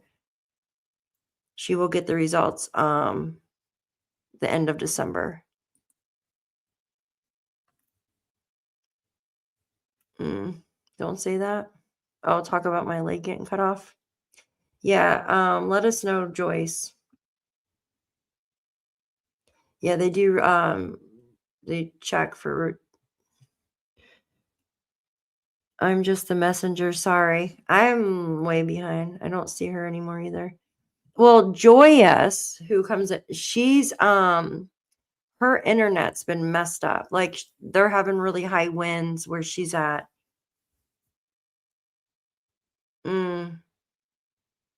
Yeah, let me see how I can redirect you. There has to be a way. I know there's a way. Give me a second. Oh, I think I have to go into stream into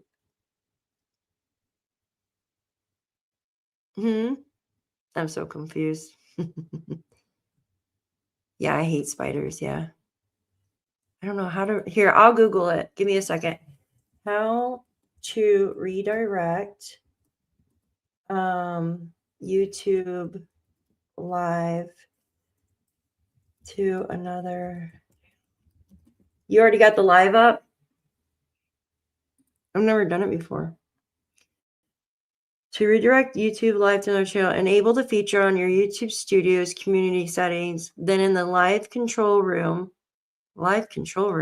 or Studios Content Live tab, go to Customization tab, find the redirect section, click add, and search for live stream.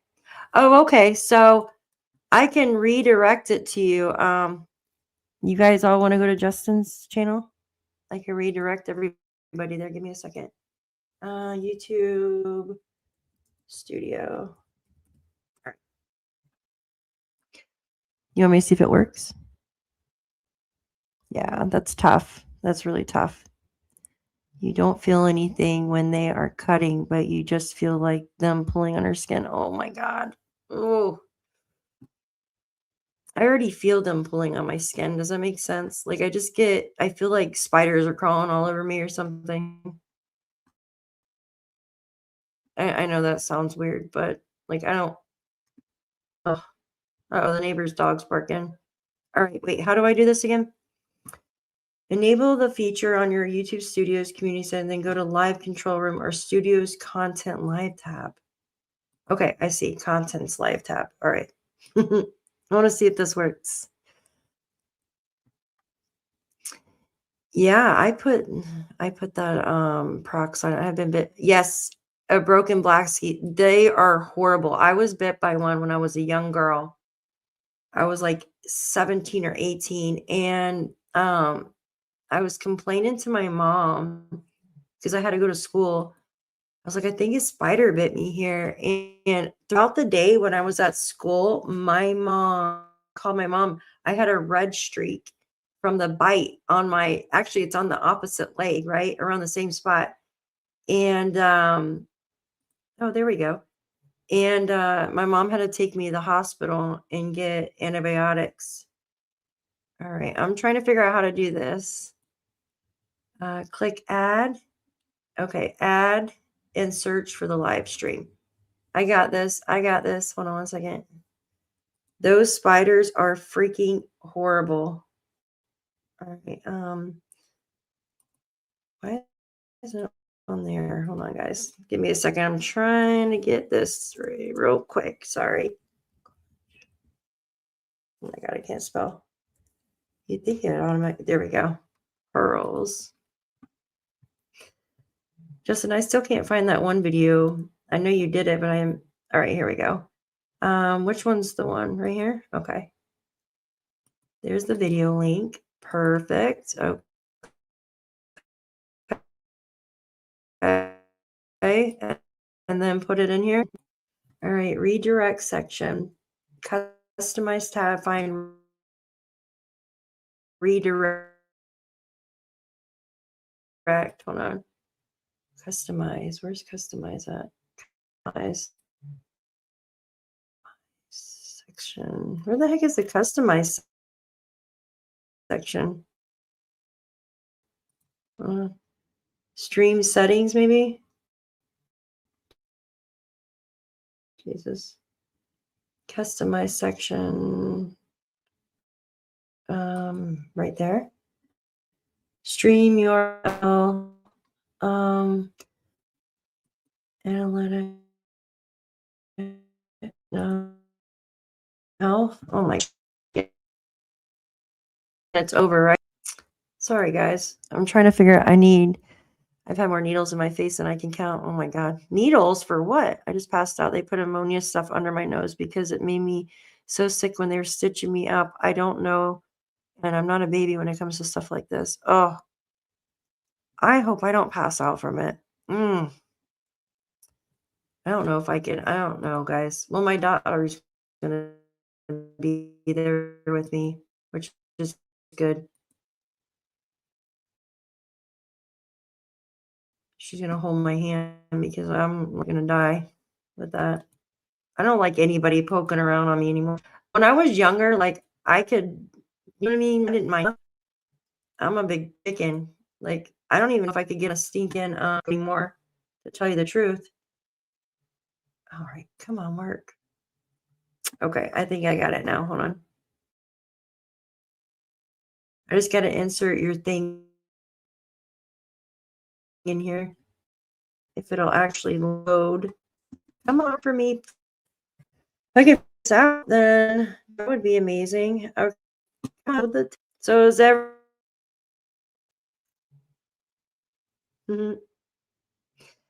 I do for TMJ. I do the chiropractor, and it helps. I've never had the. I want to get the Botox or try it. Customization, right? I want to go to control room because I'm too confused. Customization. There we go. Okay. Okay. Redirect. There you go. Redirect. Got you. Here we go. Paste. Oh, that's so cool. That's so cool. Save.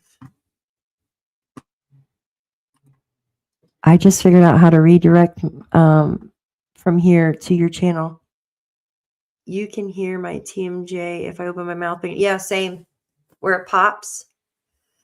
I don't know if I can have it, though. That's the thing with Botox, because I'm allergic to shellfish now. So I don't know if you don't need Botox. Oh, thank you. Thank you. For the TMJ, though, I want some for my sinuses. I've never had it at all. Never had it. I heard it works wonders for sinuses and TMJ, but I've never had. The chiropractor will sit there and click behind here. This one's the worst, this jaw, because I have an underbite.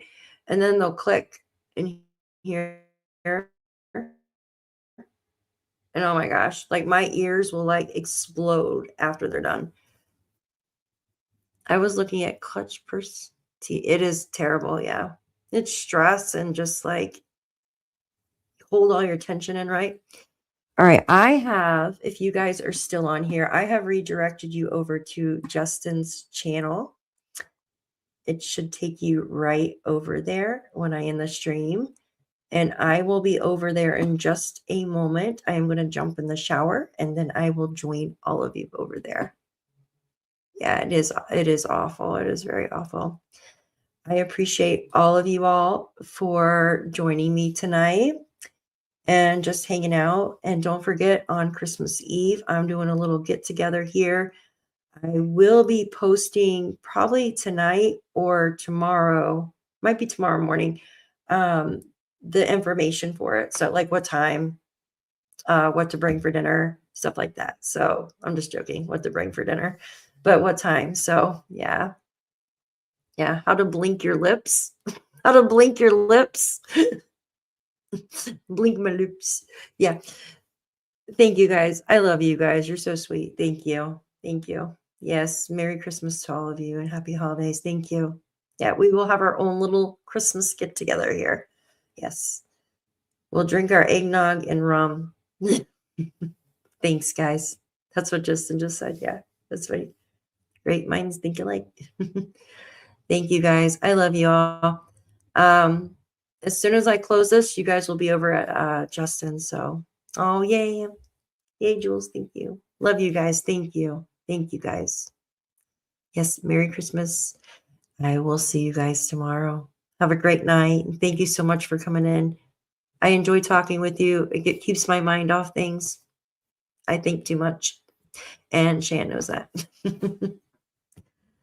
Thank you, darling. Thank you, Jules, leave me, all of you. Thank you. I love you guys so much. Thank you. Yes, the shower. Yes, definitely. And some arthritis cream for my back. Love you guys. I will see you soon. Good night.